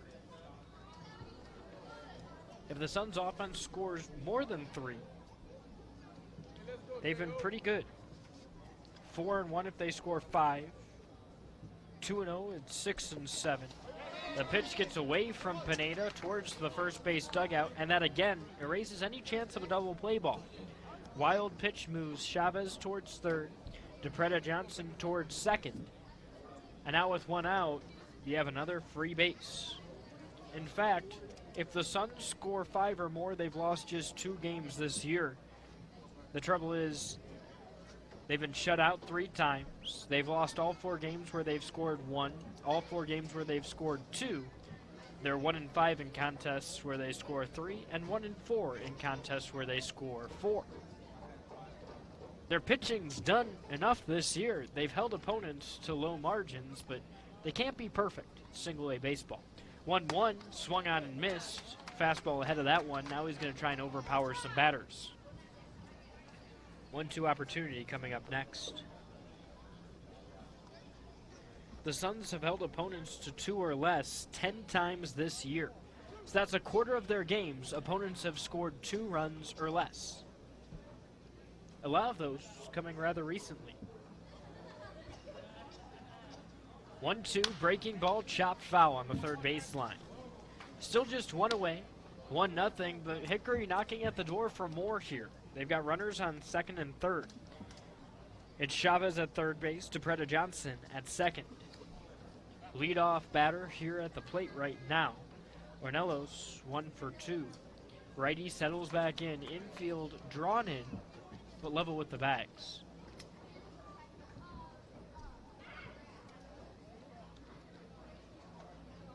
One-two offering, breaking ball in the dirt. Pineda stays in front of it, and the count's 2-2. Piguero couldn't give him a bite at a 1-2 offering, and that's fine. You want to throw those out of the zone, try and get some strikeouts. You get a strikeout in this situation, then all you have to do is worry about the batter. It takes a lot of pressure off you. Because a fly out in this situation could still play to run. A fly out with 2 outs, and the base runner is exactly where they are, ends the inning. Pagero nods into the set, glances at third, throws home, fastball, that's driven towards right. Connell coming back, it's playable, makes the grab on the run, throws home, but the runner is going to be in. The score is now 2-0 on the sacrifice fly. Sanchez scores off the sacrifice from Arnelos. DePreta Johnson moves towards third, and now it's Curtis Terry against Francis Pagaro. Pagaro allowing 2 runs for the first time in quite some time. Because remember, 4 of his last 5 outings, 1 run or less allowed. Now that run will be unearned because that would have been out number 3 had Lara cleanly played that ball. All the runs for the remainder of this inning are going to be unearned. Terry lines one back. Counts 0-1. Terry 0 for 2 today. Grounded out to short in the first. Struck out looking. That came in the third. Still has a runner on third, DePreta Johnson. Johnson reached on the error, but he does receive an RBI. Pagero throws. That's hit hard and deep towards left. Mendez running back to the track at the wall makes the grab. That's out number 3. But quite a charge here in the 5th. A fly out to left field. Suns trail 2-0. It's time for the bats to get to work. Once again, we're headed to the home half of the 5th on the Suns Baseball Network. It's the late nights. It's the early mornings. It's working in the sunshine and rain and snow. It's the dedication, the care, the hours of training that led to the winner's circle. It's our job, our passion, our lives. We are the horsemen. Procter & Gamble brands are trusted in millions of living rooms, kitchens, laundry rooms, and bathrooms. P&G's Tabler Station plant in Martinsburg, West Virginia, is open and hiring. Candidates must be 18 years or older and possess a high school diploma or GED. No experience necessary. P&G offers an extensive list of benefits and starting wage of $17.50 an hour. To apply, go to pgcareers.com and search Plant Technicians, Martinsburg, West Virginia. Be part of P&G's most technologically advanced location in the world. Here we are, home half of the 5th, and it's time for the bats to get to work. Just 1 hit for the Hagerstown Suns, but 2 runs for the Crawdads, both crossing home in the top of the 5th inning. The Suns' order has seen this time and time again. A close game, they're down, and it's because the bats just haven't found production. 3 runs in their last game, 1 in the 9th, and it's late in the game where they struggle the most. In the 7th, they have 15 runs. In the 9th, just 12 runs. In the 6th, 16 runs. In fact, the Suns have just scored 20 or more runs in 3 frames. You look at their opponents, they've done that in 5. So they've also crossed the 35 mark. That's in the 3rd. So the Suns' inconsistencies have really hurt them at the plate, and a lot of it coming late in ball games. That's why starters don't have a lot of decisions this year. Chandler Day warming up in the pen for the Hagerstown Suns. Maybe the night's over for Francis Pagero.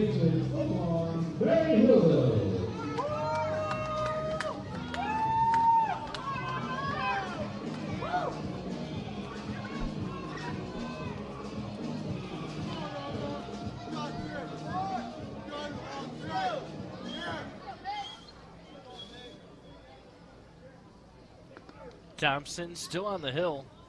A great start for him so far. First pitch inside to Marildo. Steps over the top of it. Counts 1-0.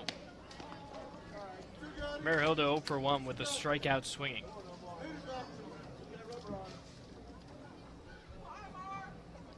One-0. Called a ball low. So breaking ball followed by fastball. Marildo ahead 2-0.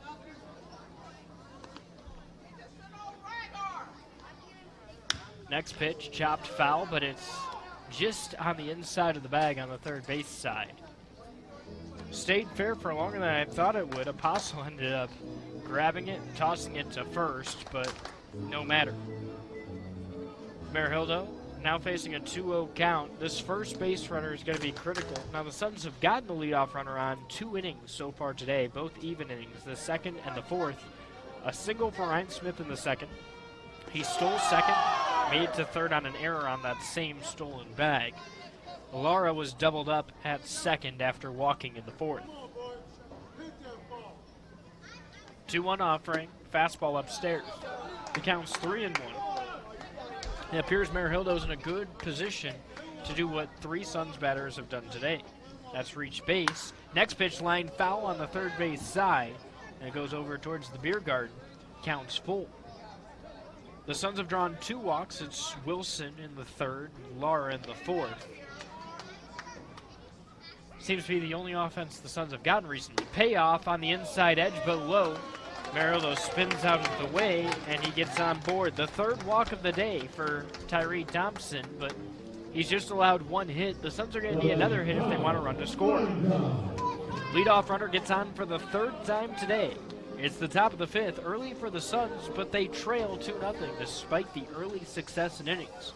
Martin Kahn's 0 for 1 with a routine flyout to right field today. Figueroa may give way today, but not a bad outing. That pitch, a chopper towards third, gets past the glove of Apostle. A shortstop, Chavez then tries to get it, but it's into left. It's the Suns' second hit of the day, and it's the second time the Suns have gotten a runner into scoring position, this time with no one out. It's another case of I see you and I raise you for the Suns. In the second inning, the Hickory Crawdads got a single. That came from Apostle. They stranded him at first. Well, then Ryan Smith led off the second inning with a single, the Suns' first hit of the day. In the top of the 5th inning, the Crawdads scored 2 runs. They ended up getting an extra base hit to lead off the frame, then a single to put runners on the corners. Now the Suns get a walk and a single. It sends Vickers up. First pitch bunts down on the third base side, rolls foul. Counts 0-1. Vickers 0 for 1 today. He grounded out towards first.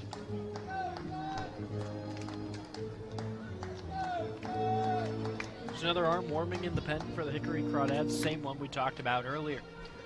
0-1 the count. That's Tiedemann warming in the pen. He was stretching and tossing earlier, but now throwing off the mound. Thompson spins off the mound, looks towards second. Vickers was already squaring up the bunt on that one. He seems committed here. 1 strike, nobody out, and a bunt would put the tying run in scoring position. Not a bad idea from Patrick Anderson. Next pitch, that's lined towards left field. The runner's being held up, bases are loaded. Marildo's at third, Martin Kahn's at second. Vickers picks up the bunt, sees a pitch he likes, and he hits it in a big gap because the shortstop was covering at second. Meanwhile, at third, Apostle was drawn in, so he had all that space between second and third, and it gets right over towards left. Now the pitching coach, that's Jose Jaime, is going to have a conversation with his manager, which is starter. It's Ricardo Mendez. Mendez 0 for 1 today with a fly out to right. He hit the ball pretty well. Not a better spot for a South Atlantic League debut. Nobody out, bases loaded. His team trailing by a pair. Not much data here for Ricardo Mendez. He's played short season ball, and he's played GCL ball. So rookie ball, short season ball. Last year had a sub-200 batting average, but started off the year a lot better than he ended the year. Just the trials of being such a young player playing full season ball. Your body's growing a little bit differently. He's just 19 years old, and he turned 19 in January. So 0 for 1 in full season ball, just sent up from extended spring training. In fact, he flew in today. His flight landed around noon in Baltimore and was able to make it for the game, and finds out he's in the starting lineup.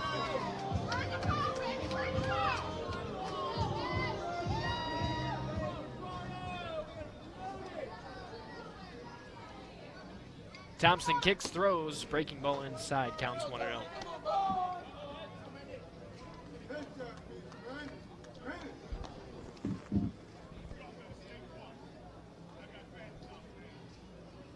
The kick and the pitch, 1-0, swung on and missed. A breaking ball in the dirt.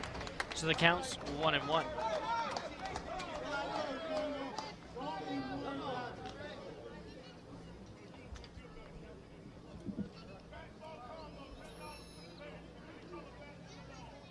deep breath, the throw. It's a grounder towards second, gloved by Thompson. He throws it off the line towards home, towards the backstop. Marahildo scores. Marincon slides in, and he's tagged by Thompson covering. He can't believe it, and Patrick Anderson can't either. Marincons is yelling. Patrick Anderson face to face with the home plate umpire. There are runners on the corners after the single. 1 run scores. That cannot be changed. Marahildo's the first run. The question is, was Marincons tagged before his foot got in? Vickers now at third base. Mendez gets himself a fielder's choice RBI on that one. He's safe at first, and the fielder's choice because the pitcher elected to throw home and threw wide on the error. So it is an error. E1 on that throwing error. It is Mendez getting credit for it, though. Runners on the corners, and the way that's scored is actually 1-2-1 on the putout to get Marincons.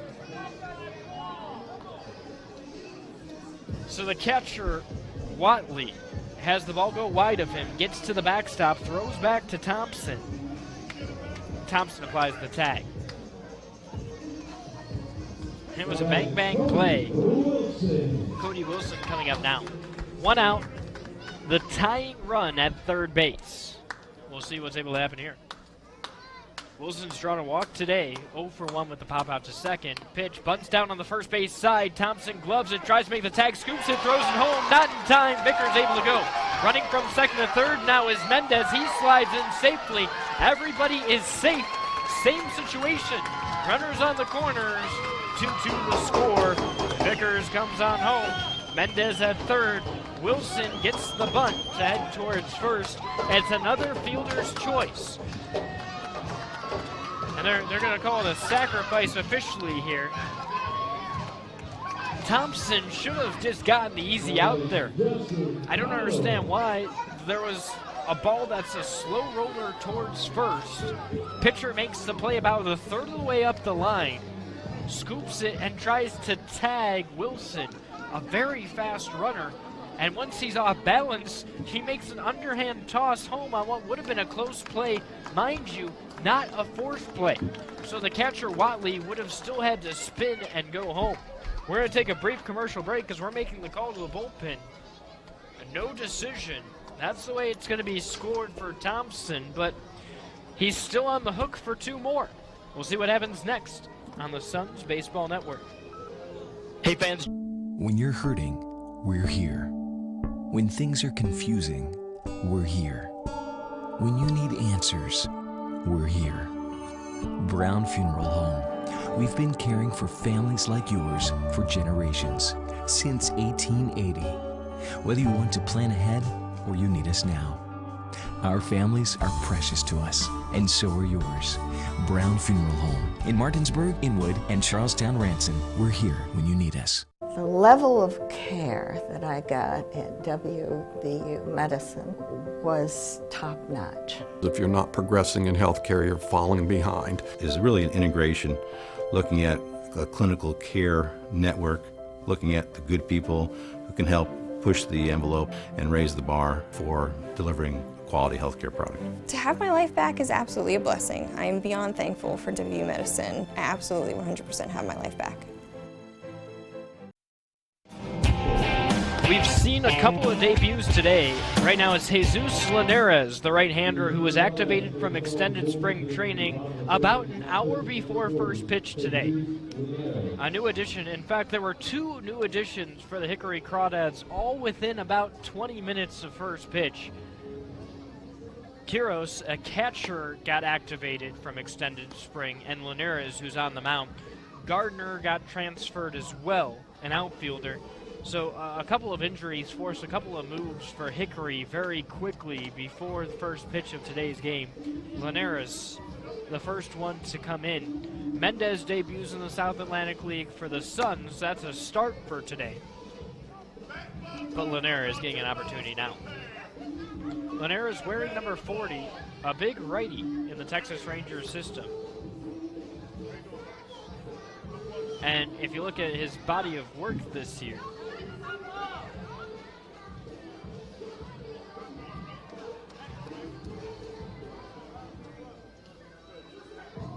Get back for your Hagerstown Suns, Justin Connell.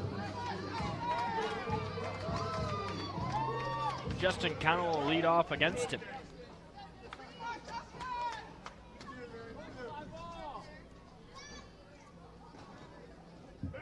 Linares signed as an international free agent a couple of years ago. First pitch waved at and missed. Counts 0-1. Now remember, Connell starting this inning with runners on first and third, just one out. Thompson's night is over.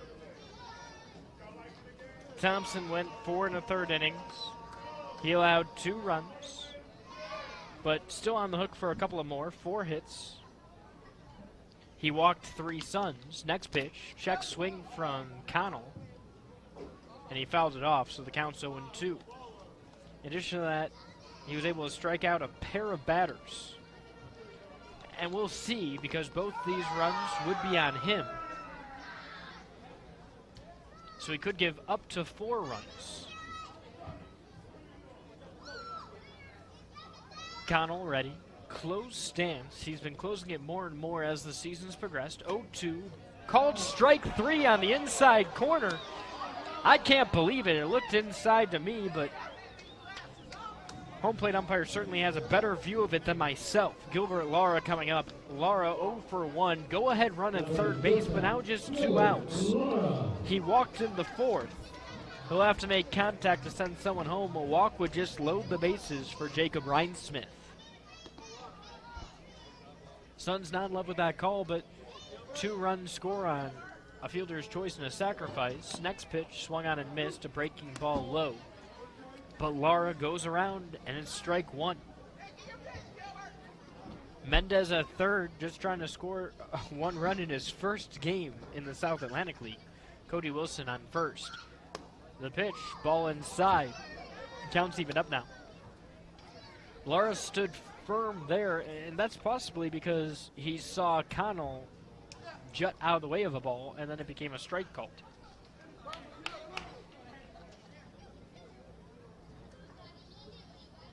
Linares throws home. Fastball high and tight. Counts now 2-1 to Lara. Linares, a very slow delivery.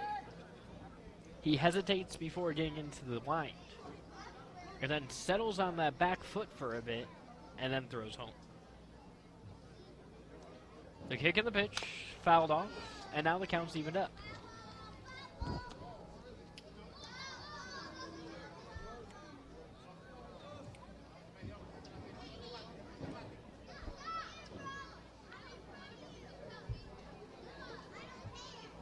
Linares 6'4", 216 pounds, 22 years old, from the Dominican Republic. Runner goes towards second.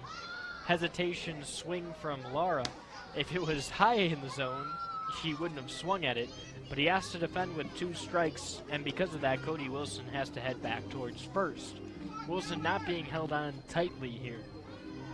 With 2 away, they're just focusing on getting Lara out. He spent parts of 4 seasons in the DSL. That's Linares. Last year was in Spokane. Or at least that's where he ended the season. Just 1 game. He allowed a run in 2 innings. Runner goes again. Lara goes fishing, but the ball gets away from the catcher. He has no idea where it is. Coming in from third is Mendez, and he scores. Wilson slides into third. Lara strikes out, but gets to first base. The catcher, Watley, had no idea that the ball had bounded down the third base line and towards the dugout.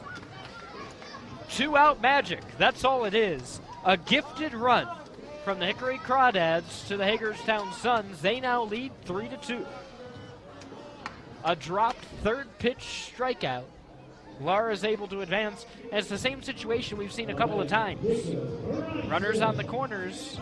The Suns got another batter coming up. Mendez scores the 3rd run of the game. Wilson's at third, Lara at first. This is a moment that the Suns need to take advantage of. This could be the put-away moment of the game. First pitch, called a ball low on the inner half. We've seen it time and time again for the Hagerstown Suns. They have an opportunity to score a bunch of runs and give themselves a big lead, but they come up a bit short, leaving a 1 or a 2-run lead, and the opponent has an opportunity to claw back in. 1-0, a high fly ball, not deep towards left. Shortstop Chavez comes out, he makes the grab, about 6 steps in, deep towards the grass. That's out number 3, but the Suns do regain the lead. It's 3-2 on the Suns Baseball Network. Hey fans, with 4 new car dealerships and 4 used car dealerships in 3 states, Parsons is the largest used car and fastest growing new car dealer in the tri-state area. Take Parsons Ford with huge savings on hundreds of new Fords, financing from 0%, Parsons' goal of financing for all, and Parsons' famous above market trade-in allowances that help make Parsons #1 for used cars too. See why so many won't buy anywhere but Parsons Ford in Martinsburg. We became #1 by making you #1 first. Parsons. When will I be able to retire? How do I make the most of the money I have? How do I leave a lasting legacy to my loved ones? I'm Philip McCoy, financial advisor with the Mirius Group, a private wealth advisory practice of Ameriprise Financial Services Incorporated. Call us today at 304-263-4343 to help you make the most of your financial future. Our office is located at 1270 Winchester Avenue, Martinsburg, West Virginia. Ameriprise Financial Services Incorporated, member FINRA and SIPC. Welcome back to the Muni. 3-2 the score. Suns have the lead heading into the 6th. An exciting 5th inning. Heading into the 5th, just 5 hits between both teams, but now 5 runs in the 5th inning. The Suns lead 3-2. It's Pedro Gonzalez, Aparicio, and Matt Watley, the 3 up. Chandler Day coming in for Hagerstown. That means Peguero's night is over. Peguero offered 5 strong innings of work, and with 3 consecutive strikeouts between the 3rd and the 4th inning, he finished the night with 4 fans on the night. He ends up allowing a pair of runs. He didn't walk any batters, but he allowed 4 hits, and he's in line for a win. It would be just his 2nd win of the season. And for a pitcher with a 2.30 ERA, only 1 of those 2 runs earned, by the way. You'll take it, because he hasn't gotten a lot of run support this year. In fact, the 3 runs of support that he's gotten today, one of the highest marks he's had on the season. But now it's time for Chandler Day to come in. Chandler Day out of Ohio, near Columbus, Westerville, the home. And this season has developed into the long reliever for Hagerstown. They've stretched him out in his last couple of starts. His last one, no decision, 3 innings pitched, 1 hit, 1 earned run. He has 2 holds on the year. That's good for one of the highest marks on the team. This team not able to get a lot of holds. It's saves or wins from the pen or losses. 0-1 with a 4.95 earned run average in 8 games played. He's tossed 20 innings, and yes, opponents are hitting .291 against him. But look at his last couple of outings. 4 1/3 innings pitched. He's allowed just 2 earned runs, 2 strikeouts. He's hitting the strike zone very well.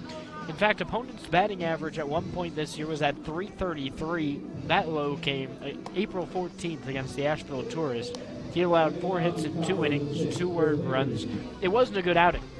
Since then, his whip has declined by 22 points. His opponent's batting average by 40 points. He's looked a lot better. And when Chandler Day gets ahead in the count, and I know this is a silly stat, but opponents are hitting .318 against him. He's worked out of trouble a lot when he's behind in the count. Opponents are hitting .200 against him. So I'm not saying that you want him to be behind in the count, but he's a guy who can work out of tough situations. He's being put in another 1-run ball game. First pitch to Pedro Gonzalez, a fastball called strike. Gonzalez 0 for 2 today. He's grounded out to short. He has struck out swinging.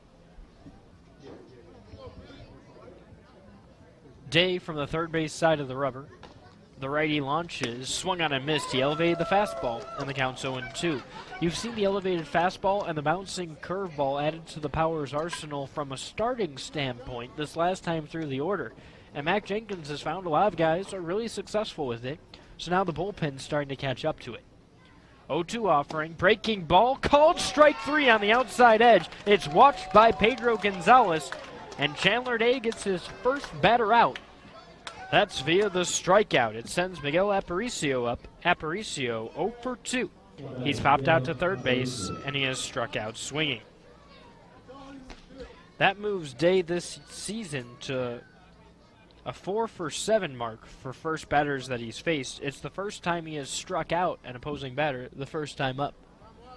It's Sean Chandler warming in the pen for the Hickory Crawdads. First pitch, fastball called strike. That's not a surprise. You didn't see anything too special from the reliever, Linares. 0-1 offering. That's line foul on the third base side. Now the count's 0-2. Just one out here, top of the sixth inning. Suns in front, 3-2 the score over the Hickory Crawdads. Lefty at the dish against Chandler Day. Day sways back and forth, takes a step back, throws home, breaking ball, fouled off on the third base side again. Count still 0-2 with one out.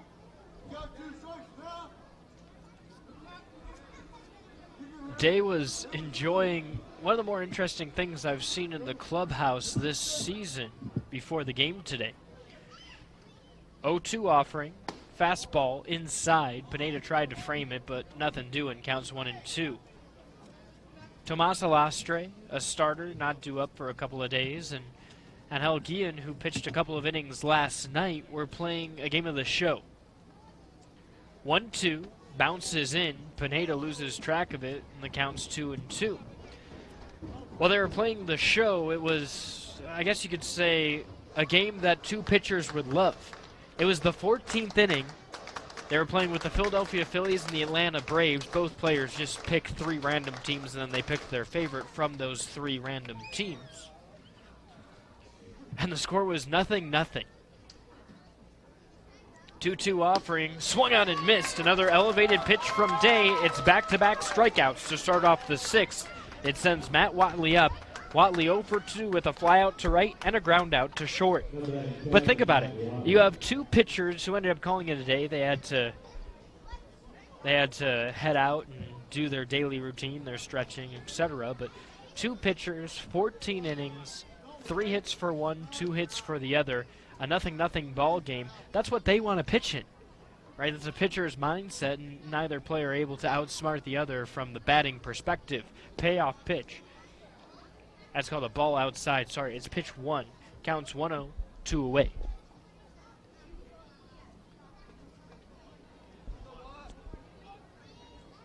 So Chandler Day was just sitting on the couch watching it. 1-0, a high chopper, but it was fouled off the batter. They call it as the players all acted out. They're heading towards the dugout. Wait, they're saying it's fair. It wasn't the home plate umpire, Fornola, who was calling it foul. It was Matt Hagan, the manager, at third, but the Suns all heading towards the dugout. It looked like it was off home plate and off the batter. If that stands, it's going to be a ground out, 5-3. The batter still at the dish. Hagan still on the base pass. The Suns all in the dugout. Hagan refuses to send his players in. Having a conversation with the home plate umpire, but we're going to head to a commercial break. If anything changes, we'll let you know on the Suns Baseball Network. Procter & Gamble brands are trusted in millions of living rooms, kitchens, laundry rooms, and bathrooms. P&G's Tabler Station plant in Martinsburg, West Virginia, is open and hiring. Candidates must be 18 years or older and possess a high school diploma or GED. No experience necessary. P&G offers an extensive list of benefits and starting wage of $17.50 an hour. To apply, go to pgcareers.com and search Plant Technicians, Martinsburg, West Virginia. Be part of P&G's most technologically advanced location in the world. When you're hurting, we're here. When things are confusing, we're here. When you need answers, we're here. Brown Funeral Home. We've been caring for families like yours for generations, since 1880. Whether you want to plan ahead or you need us now. Our families are precious to us, and so are yours. Brown Funeral Home in Martinsburg, Inwood, and Charlestown, Ranson. We're here when you need us. That's a wild way to end the top of the sixth inning, but it's the way it goes. That's out number 3, a 5-3 ground out. And it was what looked like it was off home plate and then off the batter. The batter, for those of you scoring that at home, was Matt Watley. Watley looked like bounced off home plate off him. Vickers charged in, made the grab, threw it to Marihildo, about as routine as it would seem, but it was helped out a little bit by some good fortune. A call from Fornarola ends up giving it to the Suns. So now it's the bottom of the 6th inning. The Suns maintain that 3-2 lead, and there's a new pitcher on the hill. That new pitcher is Sean Chandler, wearing number 35, righty, 6'5", 200 pounds, out of Bellevue. That's Nebraska. He spent last season in Spokane, but a 6th-round pick in 2018. So Linares goes 2/3 of an inning. Doesn't allow any runs, but technically one of those runs scored on his watch.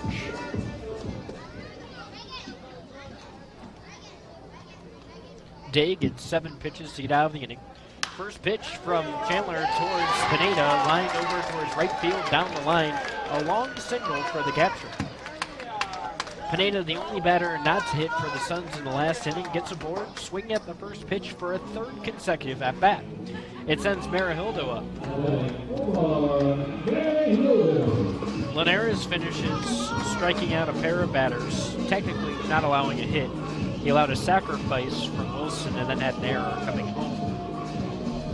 Not bad for a debut, as the ERA still shows up as 0. Marihildo up, first pitch, fouled off towards first, out of play. Counts 0-1.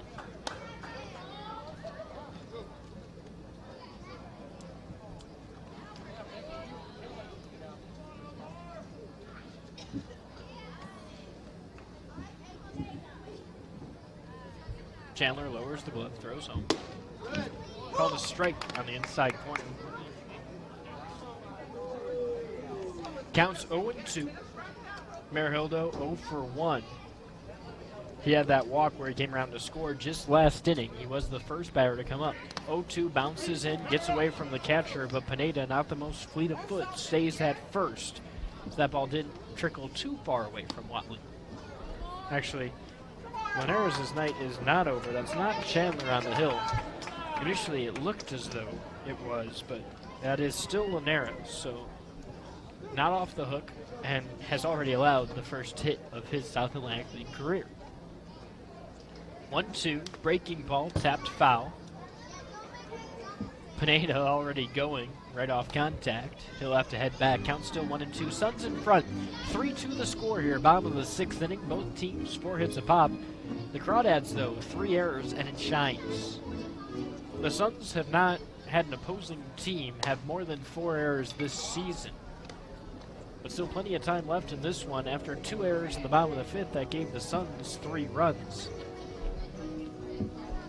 Who knows what could happen, and hopefully that helps the Bats generate something, because they've been in a rut recently. 1-2, breaking ball just a bit outside. Counts 2-2. And think about the Suns recently. They had that 15-run game against Delmarva. Outside of that, no more than 5 in any game on this road trip. 2-2. Just outside again. Same location, same result. Marihildo watches it go past. And now, instead of the count being 1-2, it's all full. Nobody out. Marihildo drew a walk just last inning. He's not afraid to sit there and watch that one fly. If that's the case, Pineda will go towards second. Payoff pitch, swung on and missed. Marihildo just behind that one. That's out number 1 of the frame. It's the 3rd strikeout for Linares tonight. It brings up Kyle Marincons. Marincons 1 for 2. He singled in the 5th inning. That was able to push Marihildo ahead. And that's where we started having those runners on the corner situations that seemingly never stopped. Marincons wasn't able to score. He was thrown out from the catcher. It was a 1-2-1 put out. You don't see it too often. The pitch, that's going to be lined down the third base side, foul. The young fan had a glove, and he made the grab off one hop. 0-1 the count. But Marincons was heading home after a run had already scored. It was Marihildo who scored. Thompson threw it home, made it past the catcher Watley. Watley scooped it off the backstop and was able to throw it. Tag applied by Thompson to get Marincons out.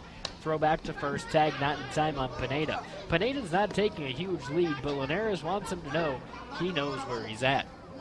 Linares still trying to shake some rust off. He's been in extended spring for the last 2 months. Linares nods, throws home, fastball tapped foul.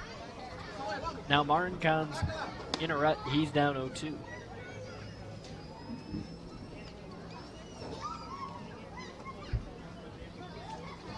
Lefty sells back in towards the plate, taps it twice, points towards center.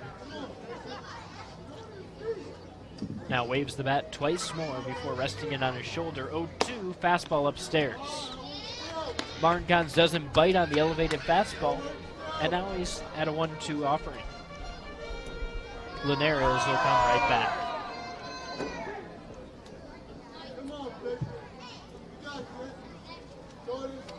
Lowers the leather, throws home, breaking ball hit high towards shallow right field. Gonzalez comes in and he meets Aparicio, who makes the grab, the center fielder recording out number 2 of the frame. It sends Trey Vickers up.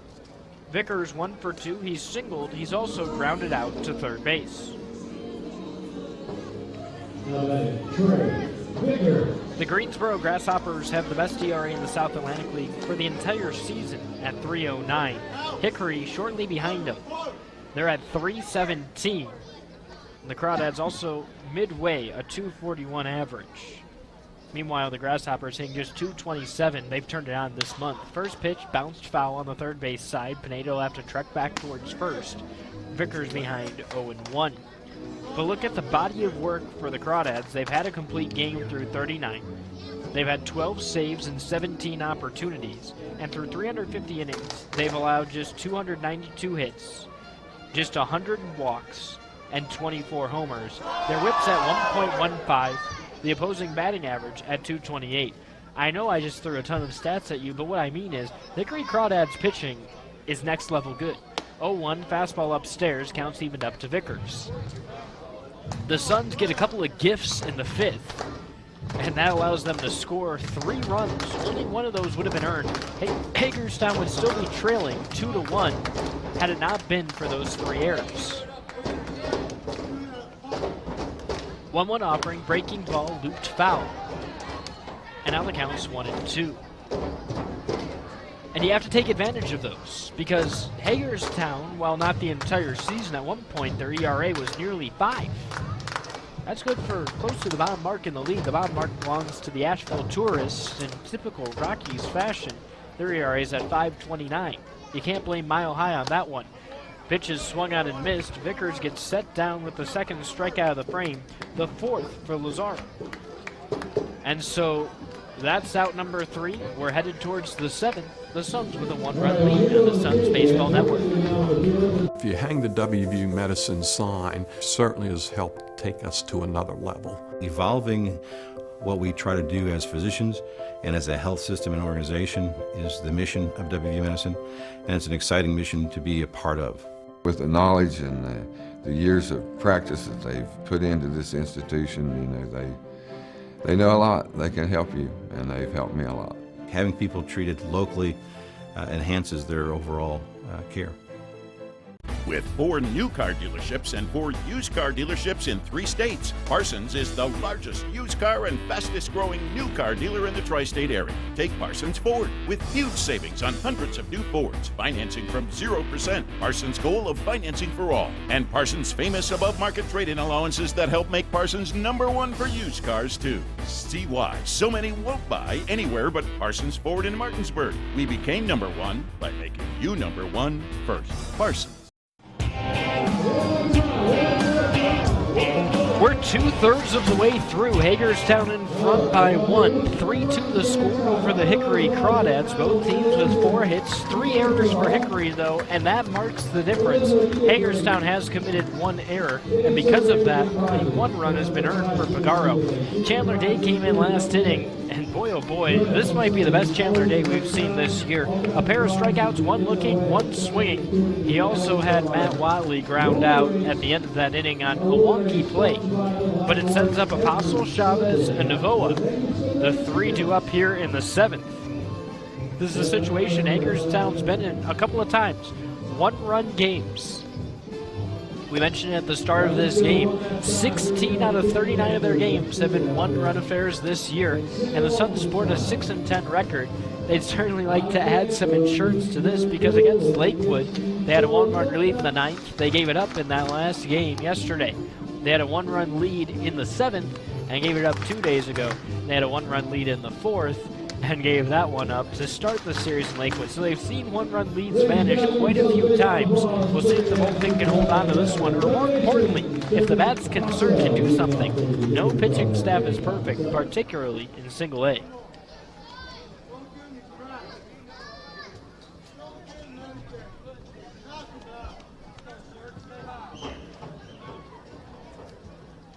Day pacing back and forth. Steps back.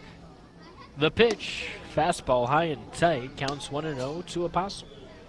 Apostle, 2 for 2 today, a single and a double. The two easy parts to the cycle. 1-0, a chopper towards short. Lara comes over, makes the throw off his back foot on time. It's out number 1. Chandler Day keeps it on the ground. He has yet to have an air out so far. It sends Chavez up. Chavez, 1 for 2. A single and then a ground out to third.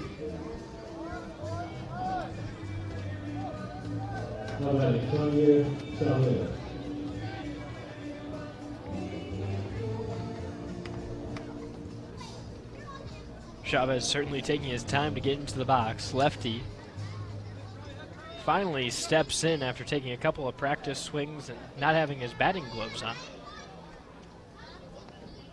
First pitch, breaking ball low on the outside corner. Counts 1-0.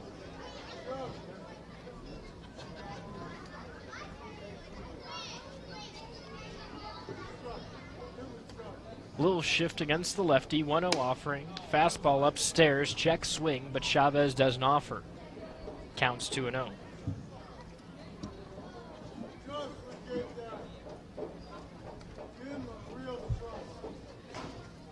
Day rocking back and forth on the hill tonight, 2-0, fastball, up high. Counts now 3-0. Haven't seen that from him this year, but if it works like the first 2 innings, he can do whatever he wants.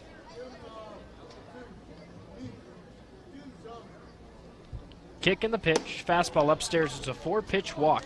That's the first base runner to reach safely against Chandler Day. He's recorded 4 outs, and now Novoa's coming up. Novoa 0 for 2. A pop out to Lara that went into the outfield grass at short, and then a line out. A very hard hit ball, but it was hit right on the nose towards Vickers at third. That honestly saved at least 1 run for Peguero. That came in that 5th inning, where the Hickory Crawdads looked really good at the plate. Only got 2 there.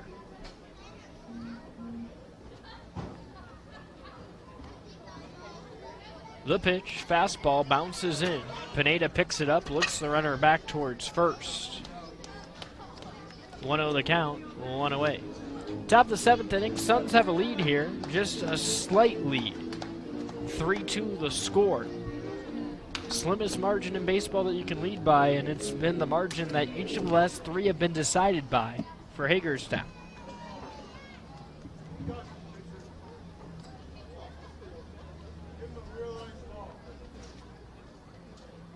Novoa steps into the batter's box. Waving the bat back and forth, 1-0 offering, swung on and missed. A breaking ball inside, but he got Novoa to bite, and now the count's evened up 1-1.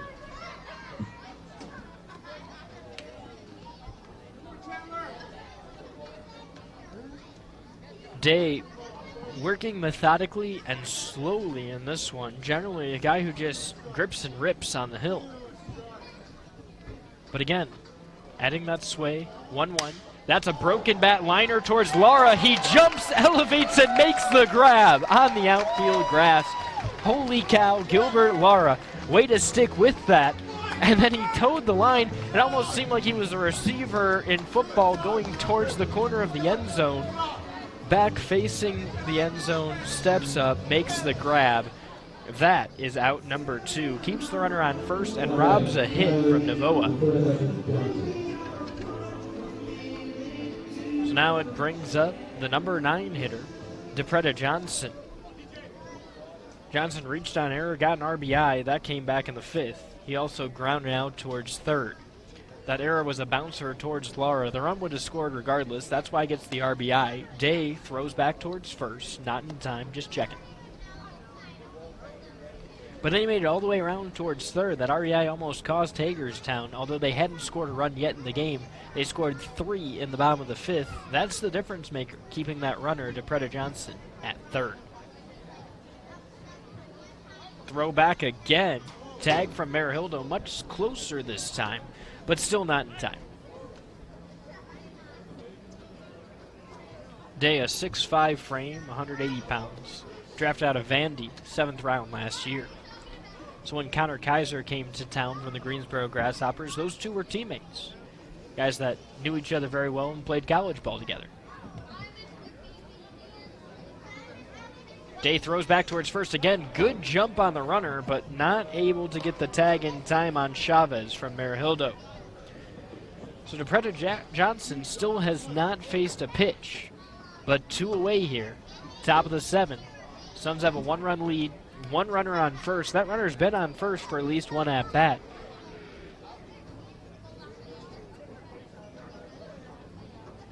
Day throws home, fastball upstairs. No offer from DePretta Johnson, and now the count's 1-0.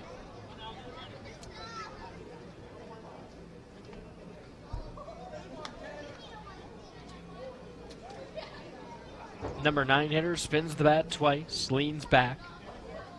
Day lowers the leather, sets it at the belt, throws home, fastball. It's hit high towards right field in foul territory. Maryhildo comes back, can't get anywhere near it. It was in no man's land, halfway between Connell and Maryhildo. Connell ends up fielding it off the hop, but neither able to do anything with it. The count's now 1-1, 2 away. The second baseman, Marin Kahns, tosses it into the bleachers for a lucky fan.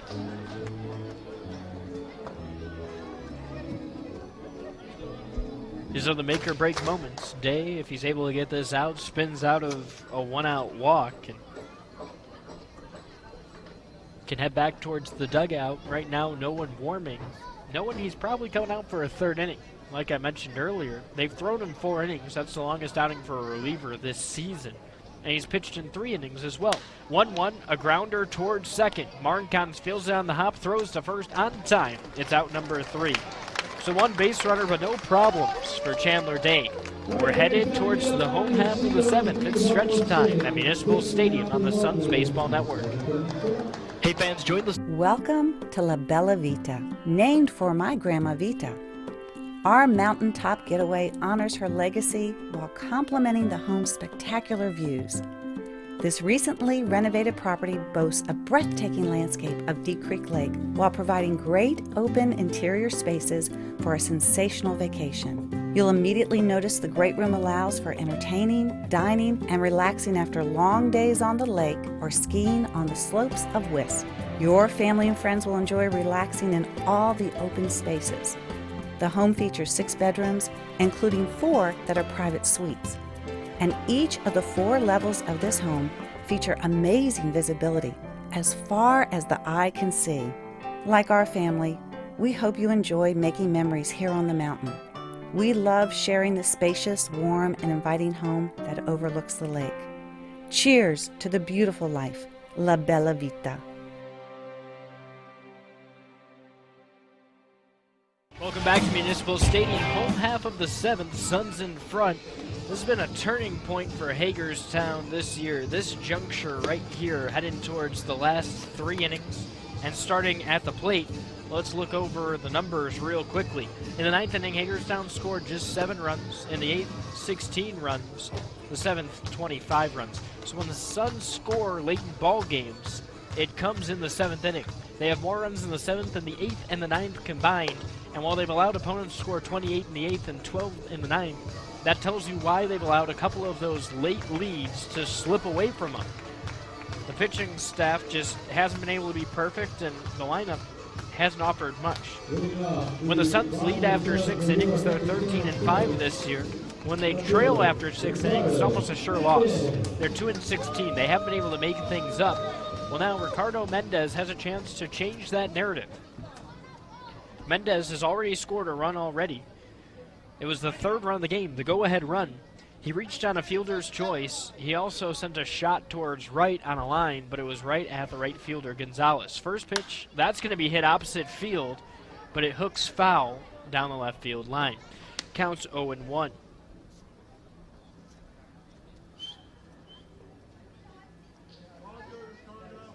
So it's Linares on the hill again. He's gone 1 2/3 now. He has struck out 4 batters. Still not allowing a hit. His pitch, that's fouled back, out of play over the press box. And there's the clang as it hits to our left. The count's now 0-2, still nobody out. Mendez doesn't have numbers on his side, but numbers don't tell you everything. The reason I'm saying that is, last season, freshly 18 years old, he hit sub 200 in Auburn. 0-2 offering, breaking ball in the dirt. Now it's 1-2. But now 19 years old, he's been able to put some weight on. Still 6 feet tall, not a small player, particularly for a corner outfielder. We'll see if he can add some pop. That's what the story of this year is going to be for him. The pitch fouled off. And it's caught by the catcher, so that's... Or no, it's dropped. He'll stay alive with 2 strikes. Now it's Abdiel Mendoza warming up. Abdiel Mendoza for the Hickory Crawdads, 5'10", righty, 160 pounds, out of Panama. Next pitch, low. Counts even up 2-2. So, born in Panama, raised in Panama, and spent last year in Vermont. A little bit different for the Crawdad there. Particularly in climate at the start of the year. 2-2 pitch, fastball upstairs. Mendez has worked the count full, 3-2. Still nobody out. Hagerstown bullpen quiet. Why not? Chandler Day's been good. 14 pitches, 10 strikes in his 2 innings. He has allowed a base runner. But outside of that, he's worked himself through it pretty well. Payoff pitch headed home. Breaking ball waved at and missed. Mendez goes down via the strikeout. That's out number 1 at the bottom of the 7th. It sends Cody Wilson up. Wilson had a sacrifice bunt, but ended up making it safely to first in the 5th. He walked in the 3rd. He's also popped out to 2nd. That came back in the 1st. A little bit of a turnaround for Wilson.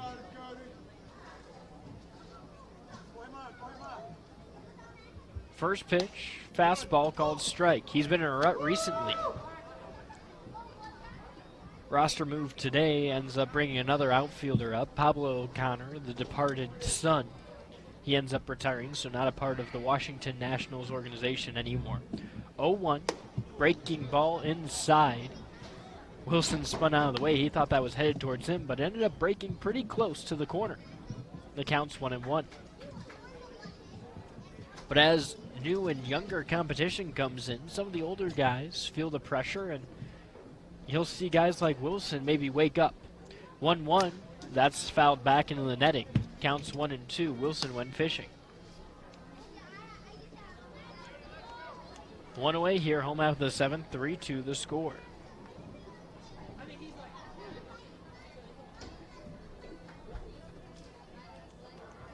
Linares throws, breaking ball grounded towards 2nd. Johnson throws it towards 1st. It's on time to Terry. That's out number 1.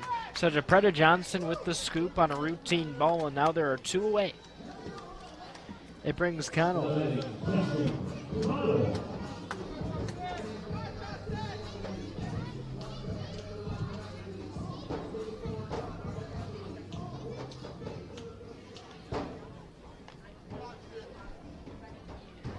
Connell 0 for 3, pair of strikeouts. He's also flown out to right field. And he's now starting to level out a little bit. First pitch, breaking ball, called strike. Nope, it's called a ball. Must have just missed the corner. What I mean by level out is he started the season so well, hitting .320. And I'm not saying he's not going to hit well this season, but he's a career .260 hitter. Those are the numbers we're expecting. 1-0. That's called a strike on the inside half. Now the count's evened out. So we'll trek towards that, and right now 0 for 3 today. And not a great series against Lakewood. These are two good pitching teams, though. He's added some power this year. 1-1, bounces in. Now the count's 2-1. Just one home run on the season, but that doesn't tell you the full story. 6 doubles, that's more than he's had in his entire career prior to this season. And that's what you're looking for, that gap-to-gap power from a guy like Justin Connell. Just 20 years old still. 6'1", $185. He'll add some more weight and you'll see some power as his career progresses. 2-1 lone outside, and now it's a hitter's count for Connell. It's got to be perfect. 2 away.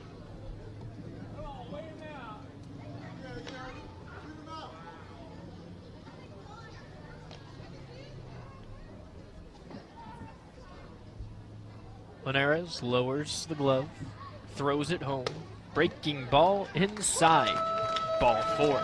So Justin Connell gets aboard. That's a base runner in the 7th for the Hagerstown Suns for Gilbert Lara. Lara 0 for 2. He reached safely on a strikeout. That ended up making a big deal of difference. The Suns scored the 3rd run of that inning and the 3rd run of the game off of that strikeout. Lara's also walked, and then he was doubled up on a Ryan Smith hard liner towards short. He's flown out to left field. This might be the end of the night. We'll see, because that doesn't look like Jaimes. That looks as though it might be the manager, Matt Hagan, coming out. You know what, that is Jaimes. Excuse me on that one. And he's just having a conversation with his pitcher. No matter what, I think this is Linares' final inning. This might be his final batter, and that might be what Jaimes is saying. Saying, look, you get the out or you don't get the out, but you're not facing any batters beyond this. You don't want him facing Ryan Smith. Pineda showed some pop tonight again. So Lara's the guy he's going to have a chance against. Well, Lara's stat line doesn't support it. He's had a good night at the plate. That fly out to left field was to the wall. A hard hit ball. He then drew a walk and then had a strikeout where he was able to reach safely. Not that you credit a strikeout with that. First pitch fouled back and out of play. But here's what you do look at for that. It was a deep count that he struck out on. It wasn't 3 strikes, you're out. It was a 5 or 6 pitch at bat. So he's going deep into counts, picking balls that he likes to swing at, and he drove one deep. We'll see if he connects again. 0-1 offering, runner goes. It's tapped foul. It's definitely a hit and run. Connell pops back up, looks back, and realizes he's going to have to head back towards first. It took a second to actually get on his horse to get over there. 0-2 is the count to Lara. 2 away, bottom of the 7th. Suns have a 1-run lead. Looking for some insurance, closest things at first base right now. The pitch, runner goes again, it's walked. The throw from Watley, it's on time. The tag from Johnson, he got him. Connell not able to get a good enough jump. That's a 2-4 put out there on the caught stealing. We're headed to the 8th inning. Hagerstown in front 3-2 on the Suns Baseball Network. Hey fans, join the Suns for an 8-game home.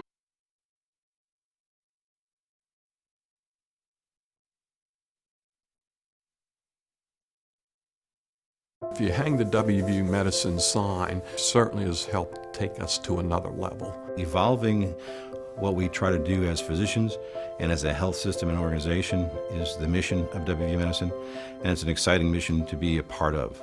With the knowledge and the years of practice that they've put into this institution, you know, they know a lot. They can help you, and they've helped me a lot. Having people treated locally enhances their overall care. Whether you need business cards, banners, magnets, office stationery, or promo material, Panhandle Printing and Design can make it happen. Call 304-267-7400 for a quote or visit us on the web at panhandleprintdesign.com.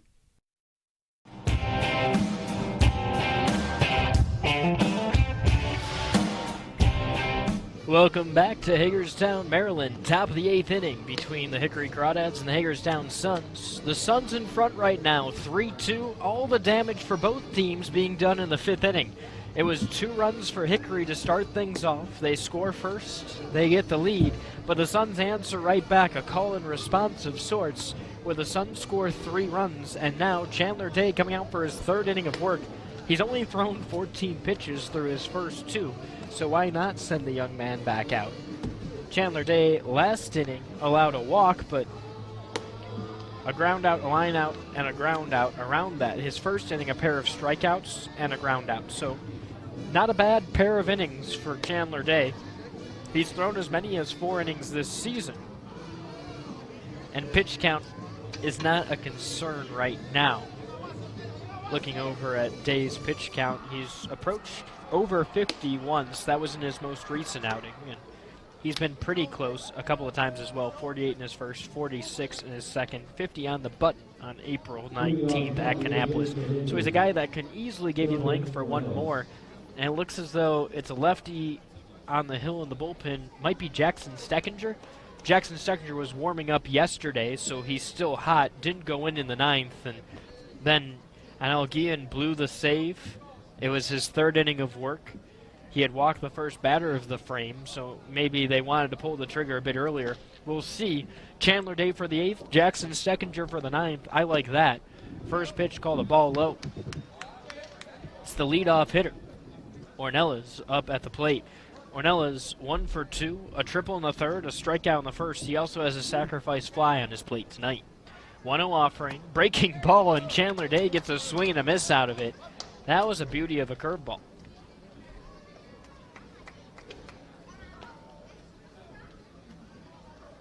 Day throws 4-seam, 2-seam, changer, slide. 1-1 offering, breaking ball, low and outside. Now the count's 2-1. Day getting a lot more movement on his pitches than early this year.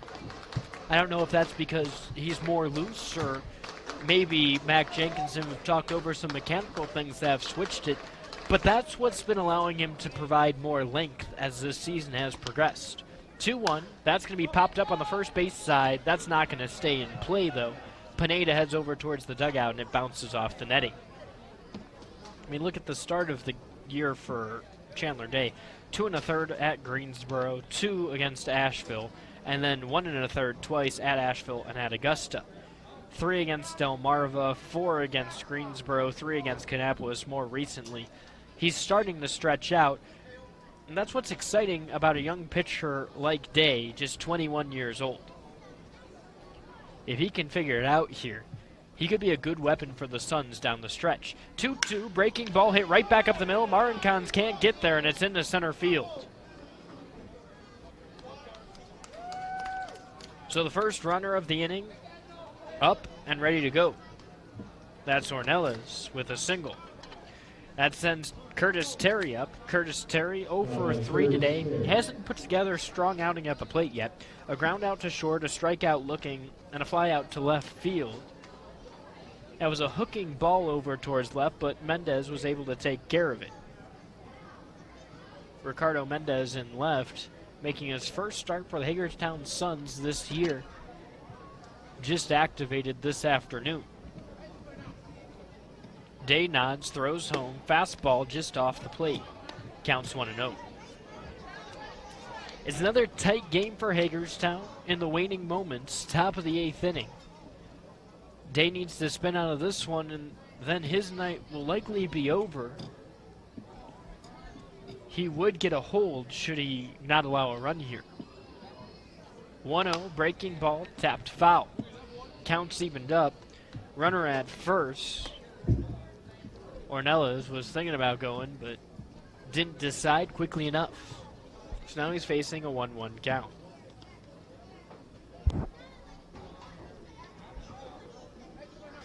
Righty sells towards the plate. Shoulders the lumber. Rested on his shoulder.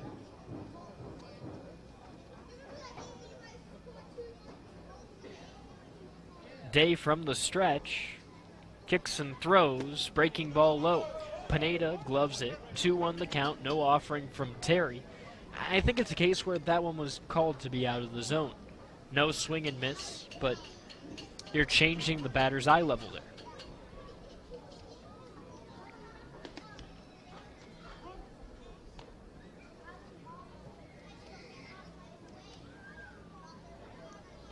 So Day will get ready for another one. No one out, runner on first, 1-run lead. Day throws back towards first, not in time.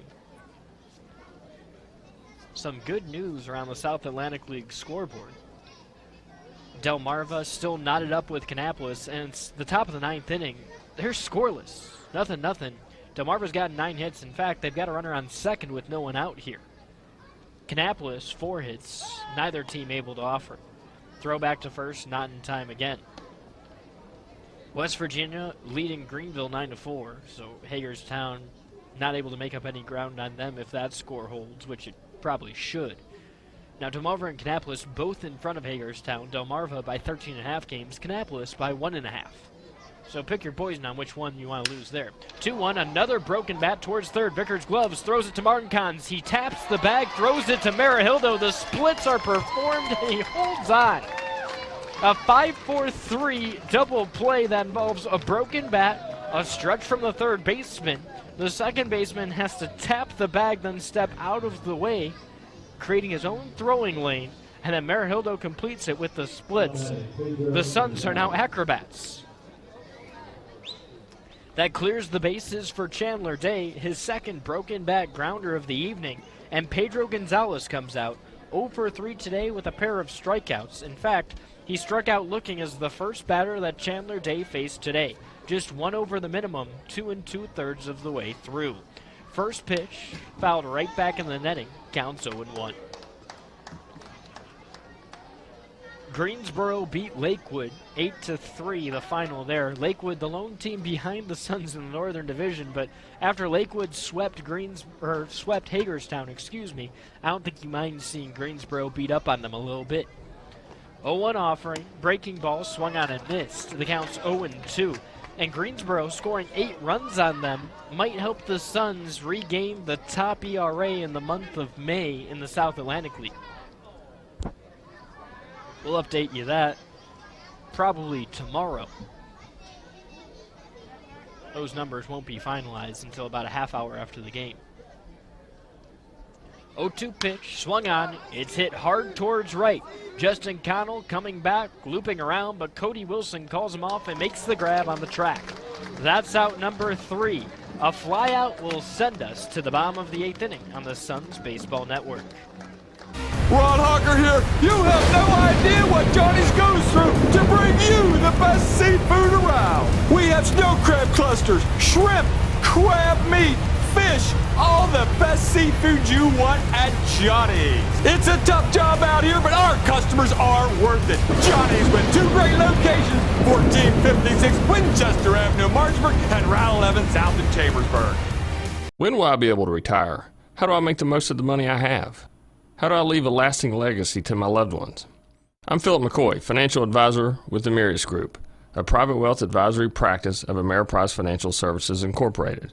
Call us today at 304-263-4343 to help you make the most of your financial future. Our office is located at 1270 Winchester Avenue, Martinsburg, West Virginia. Ameriprise Financial Services Incorporated, member FINRA and SIPC. Suns Baseball with Ray Jensen and John Kosis on the Hagerstown Suns Network.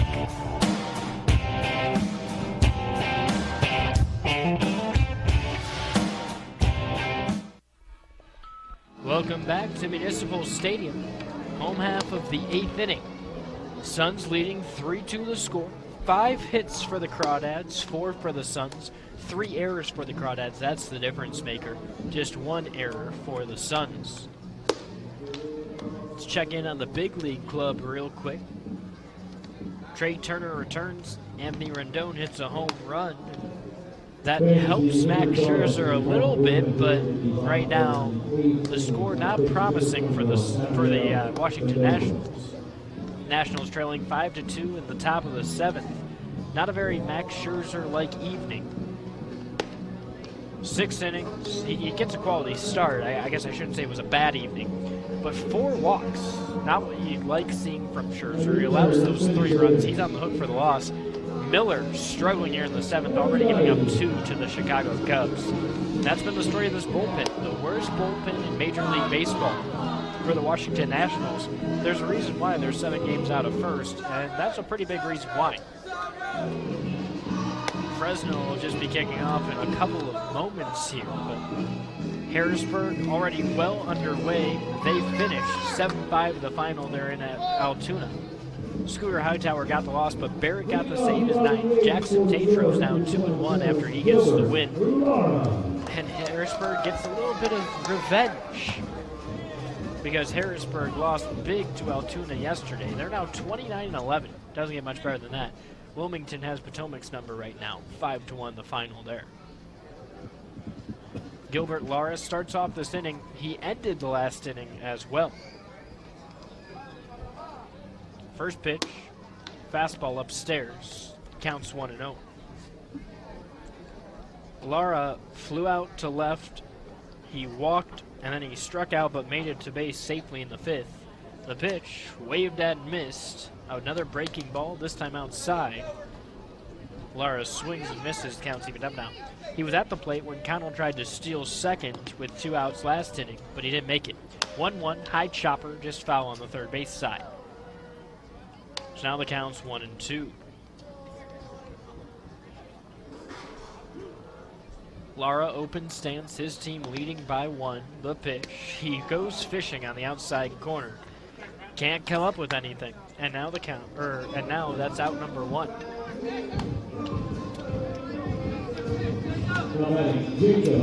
Pitcher on the hill right now, Abdiel Mendoza. Mendoza, 5'10", 160 pounds, righty out of Panama. We previewed him a little bit last inning. And now face off against Jacob Reinsmith. First pitch fouled back, counts 0-1. Mendoza just 20 years old, 1.0 ERA, or 1.0 record, excuse me. 2.60 ERA, 7 games, 2 for 2 in save opportunities. This, of course, not a save opportunity. 17 1/3 innings pitched this year. 0-1. It's called a ball low, so he'll probably finish this one out. He tends to go multiple innings, 3 2/3 in his last outing against Charleston. 3 hits, 1 run. 2 2/3 against Asheville the time before that. 1-1, that's hit hard towards the gap, coming over as the left fielder, and Ornelas ends up getting underneath it. That's out number 2. So a strikeout and a loud fly out, and now Israel Pineda's up with 2 away. This has been the most successful season of Mendoza's career and has been close. In 2018, he pitched 13 games. That was in Vermont, 2-3 for the New York Penn League. 13 games, 10 starts, 57 innings of work. He made 1 appearance. First pitch swung on. That's a towering ball towards right center field. Gonzalez comes over, but he sees Wade Aparicio. That's out number 3. We'll head to the top of the 9th inning. Could be the last half inning for the Hagerstown Suns. They lead 3-2 on the Suns Baseball Network. The National Maritime Center primary mission is to credential all U.S. mariners. We have approximately 250 employees here in Martinsburg, West Virginia. Most people aren't aware of the quality of life here in Berkeley County. We have a lot of employees that are from the area. We obviously have folks that have to do tours here, and it's kind of a little bit of a hidden secret of how nice the quality of life is here. It's the late nights. It's the early mornings. It's working in the sunshine and rain and snow. It's the dedication, the care, the hours of training that led to the winner's circle. It's our job, our passion. our lives. We are the Horsemen. Last night, Steckinger was left in the pen. He was warming up in the bottom of the 8th inning, or I should say in the top of the 9th inning, came out in the bottom of the 9th inning, continued to warm but was never called upon. Kean blew the save, and the Suns lost the game, getting swept by the Blue Claws. Tonight, the Suns not going to try to play victim the same way. They're going to send out the lefty in his second year with the Hagerstown Suns. Steckinger's been a great surprise out of the bullpen. And I don't mean surprise as though you expected him to play poorly. Last year, a starter went 6-7 at a 4.93 ERA in 21 games, 19 of which were starts. This year, 1-1, 2.41 ERA. This is his 10th appearance, 2 for 2 in save opportunities so far. He's lowered his innings, but he's higher his spin rate. And because he's higher his spin rate, that breaking ball has been so much more elusive of opponents' bats. So when you look at what Steckinger's been able to do recently, his last game came against Lakewood April 10th. It seems like so long ago. His last 2 outings, he's earned saves in. 2 1/3 innings on the 4th against Augusta. That was in Augusta. And then here at Municipal Stadium on the 10th, just 1 inning, 1 hit. 2 strikeouts in those last 2 outings. No holds this year, but again, 2 for 2 in save opportunities. 6'3", 210 pounds. Hailing from Kentucky, after moving up and down from Harrisburg, or from here and Auburn, rather, Hagerstown and Auburn. This season seems to be more of a mainstay. Went to the Junior College of Central Florida. Hickory sent the tough part of their lineup up. Aparicio, Watley, and Apostle. Aparicio 0 for 3, a pair of strikeouts so far tonight. Kicking the pitch, bunts down on the first base side. Marihildo comes over, he dives towards the bag, and it's a bang-bang play. They're calling him safe at first. Marihildo gave it his all. There's no way Steckinger was going to be able to make that play from the hill. Steckinger trying to talk to the base pass umpire, but he'll just ask for a new ball instead. He's going to take care of the next batter. Lozada not interested in hearing anything. So Aparicio at first base, an infield single to lead things off here in the top of the 9th. Watley coming up 0 for 3, a pair of groundouts. Jackson Steckinger wouldn't mind a groundout in this situation. Double play ball still active. Suns up by 1, top of the 9th inning. We've been here before. Same score of yesterday's game in the bottom of the 9th inning. Steckinger throws towards first. Not a great pickoff move, but because he's left-handed, Aparicio has to respect it. Steckinger, 23 years old.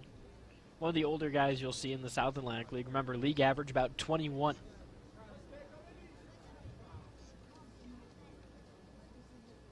Steckinger lowers the leather, throws home, breaking ball, fouls back, and that's off a bunt.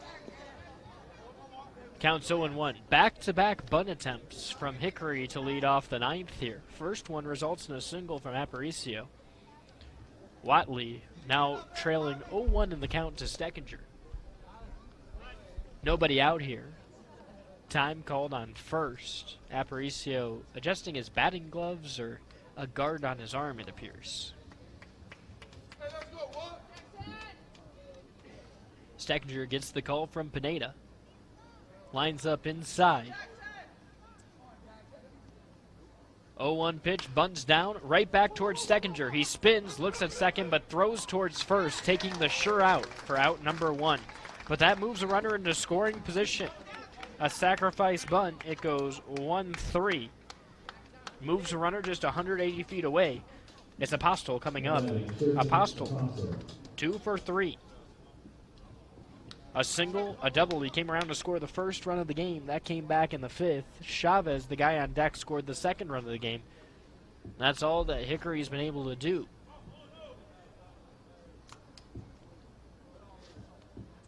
Steckinger throws home. Breaking ball swung on and missed. An excuse me swing from Apostle. Wasn't able to do anything with it, but he couldn't hold up. It looked good when it came out of the hand of Steckinger. Counts 0-1.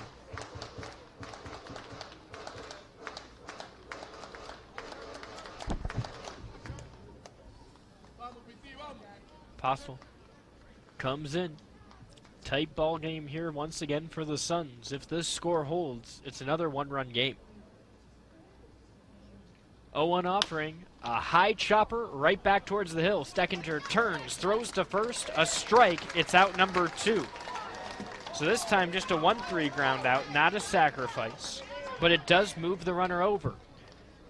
You get a leadoff bunt for a single. A sacrifice bunt to move Aparicio to second. Apostle grounds out, and that moves him towards third. Now it's up to Chavez. Chavez 1 for 2.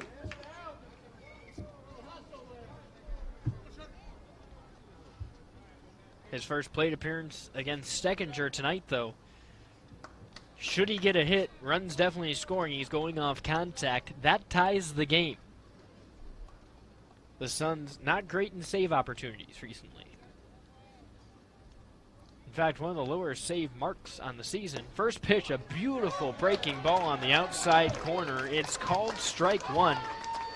There was nothing that could be done but stop and stare at that one. So Chavez watches it go past. The Suns have blown 7 saves this year already. They've converted 7, so a 50-50 mark. 0-1 breaking ball in the dirt, and now the count's evened up. Certainly no pressure to deal against just Chavez. It's the bottom of the order now. So after Chavez, it's Novoa who's 0 for 3, and it's DePreta Johnson also 0 for 3. I don't think you mind either of them coming up to the plate if you have to walk them. You don't want to hit here, but a walk isn't the end of the world for Jackson Steckinger. 1-1 fastball line back and out of play. Counts 1-2. Hagerstown's 1 pitch away from getting it done. 2 outs. All the runs scored tonight in the 5th inning. 2 for the Crawdads, 3 for the Suns. But the Crawdads knocking on the door. They've got a base runner on third. It's Aparicio. He led off with an infield single off a bunt. But Chavez down to the final strike. Steckinger lowers the glove, throws home, fastball up and away, a pitch out. Pineda looked back at third, but Vickers not covering. They're playing the field right now. You worry about the batter and you get out of the inning. You don't have to worry about the guy at third. 2-2 count, 2 away.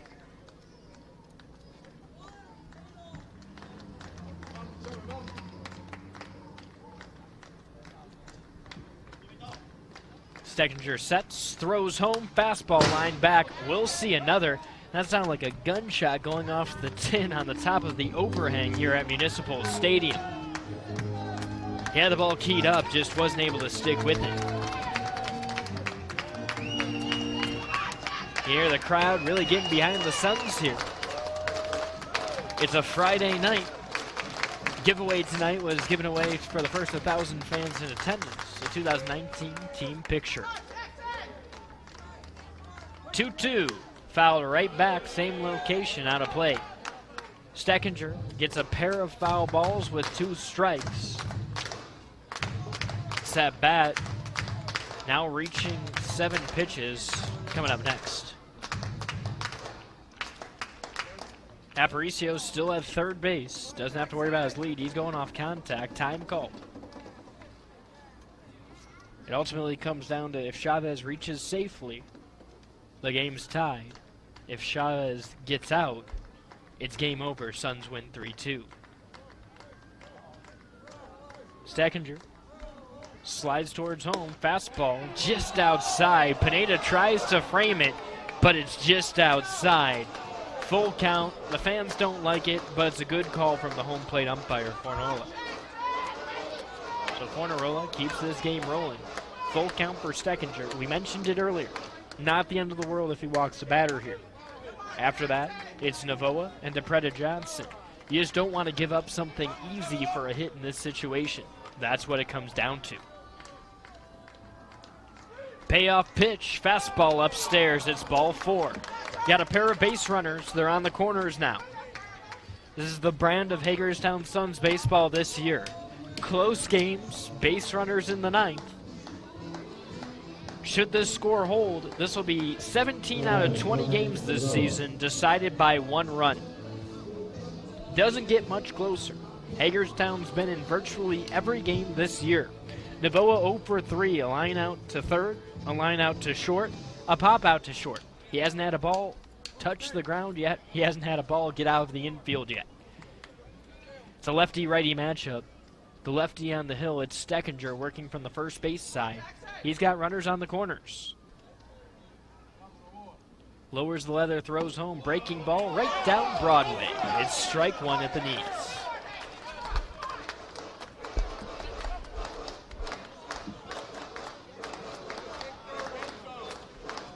Navoa settles back in. Twirls the baton twice. Rests the two-tone lumber on his shoulder. 0-1 offering, breaking ball tapped towards first. Steckinger gloves it, underhand toss, and that's the ball game. Hagerstown brings it home, 3-2 the final score. That snaps a 3-game skid and starts an 8-game homestand off on the right note. Steckinger gets the save. Piguero gets the win. It's his second of the year. He's now 2-2. Steckinger with 3 saves on the season. We're going to hit a quick commercial break. When we come back, it's time for the Hagerstown Suns post-game show. During the show, we'll recap today's game. We'll talk about the South Atlantic League and the rest of the affiliation system. And then we'll talk about what's coming up tomorrow on the Suns Baseball Network. We only make home loans, so we better be good at it. And we are. It's that simple. With our focus solely on mortgage lending, you can come to us with peace of mind knowing that your mortgage loan is in good hands. As one of the nation's largest private lenders, our focus is on helping you get into your new home.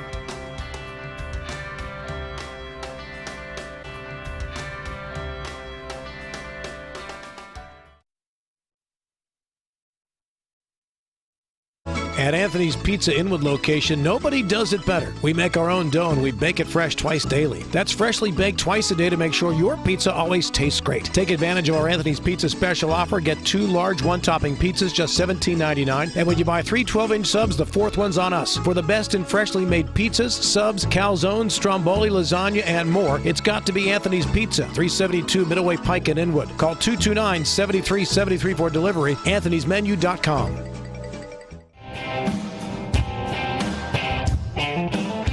Another fun one at Municipal Stadium. Hagerstown now 7-10 in 1-run games after today's spectacular ball game.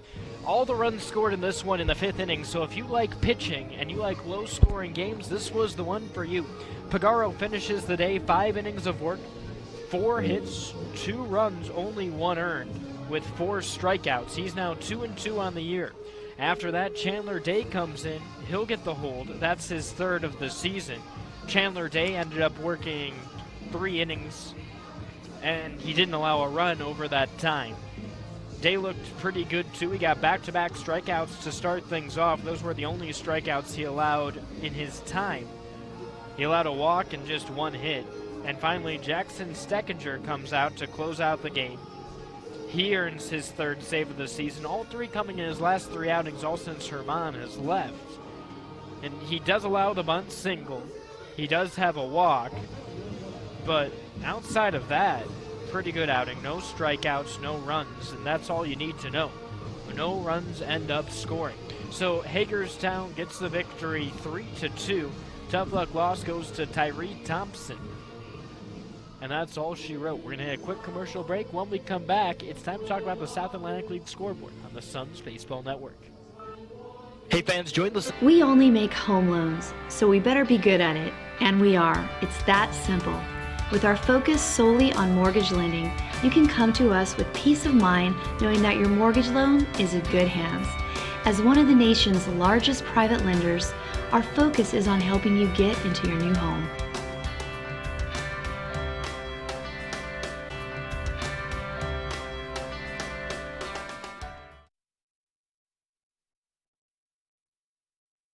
At Anthony's Pizza Inwood location, nobody does it better. We make our own dough and we bake it fresh twice daily. That's freshly baked twice a day to make sure your pizza always tastes great. Take advantage of our Anthony's Pizza special offer. Get 2 large one-topping pizzas, just $17.99. And when you buy 3 12-inch subs, the 4th one's on us. For the best in freshly made pizzas, subs, calzones, stromboli, lasagna, and more, it's got to be Anthony's Pizza, 372 Middleway Pike in Inwood. Call 229-7373 for delivery, anthonysmenu.com. Welcome back to historic Municipal Stadium. Hagerstown winners once again. Final score of this one, 3-2. They get the dub over the Hickory Crawdads to open up an 8-game homestand. That's not all the action that happened in the South Atlantic League today. There was plenty more, including a fun game between 2 bottom-tier teams in the Southern Division of the South Atlantic League. That's the Hickory Crawdads and the Rome Braves. Rome certainly showed them who was boss in this one today, winning 11-3 behind a 7-run fifth. West Virginia scored double digits as well. 5 in the first put them on the right path to win 10-4 over the Greenville Drive, but it requires extras for some games. Asheville scores 2 in the top of the 7th. Now they're tied with Lexington 4-4 at Whitaker Bank Ballpark in the 10th. Just last week when Lexington was at home, they ended up having 2 walk-off victories against Kannapolis. Kannapolis and Delmarva still scoreless, top of the 10th inning. That'll be a fun one to listen to. If you're a big baseball fan and you want to hear more about the Hagerstown Suns, listen to Will DeBoer or go over and listen to Trevor Wilt. Both streams will be open at Kannapolis tonight. Augusta and Charleston tied at 2, top of the 9th inning. And then Greensboro wins over Lakewood 8-3. Manassas now 4-0 this year with a 3.55 ERA. He's been fun to watch. Nationals still trailing to the Cubs. We'll hit a quick commercial break. After that, we'll talk about it tomorrow. Got a fun promotion coming up. It's all next on the Suns Baseball Network. Welcome to La Bella Vita, named for my Grandma Vita. Our mountaintop getaway honors her legacy while complementing the home's spectacular views.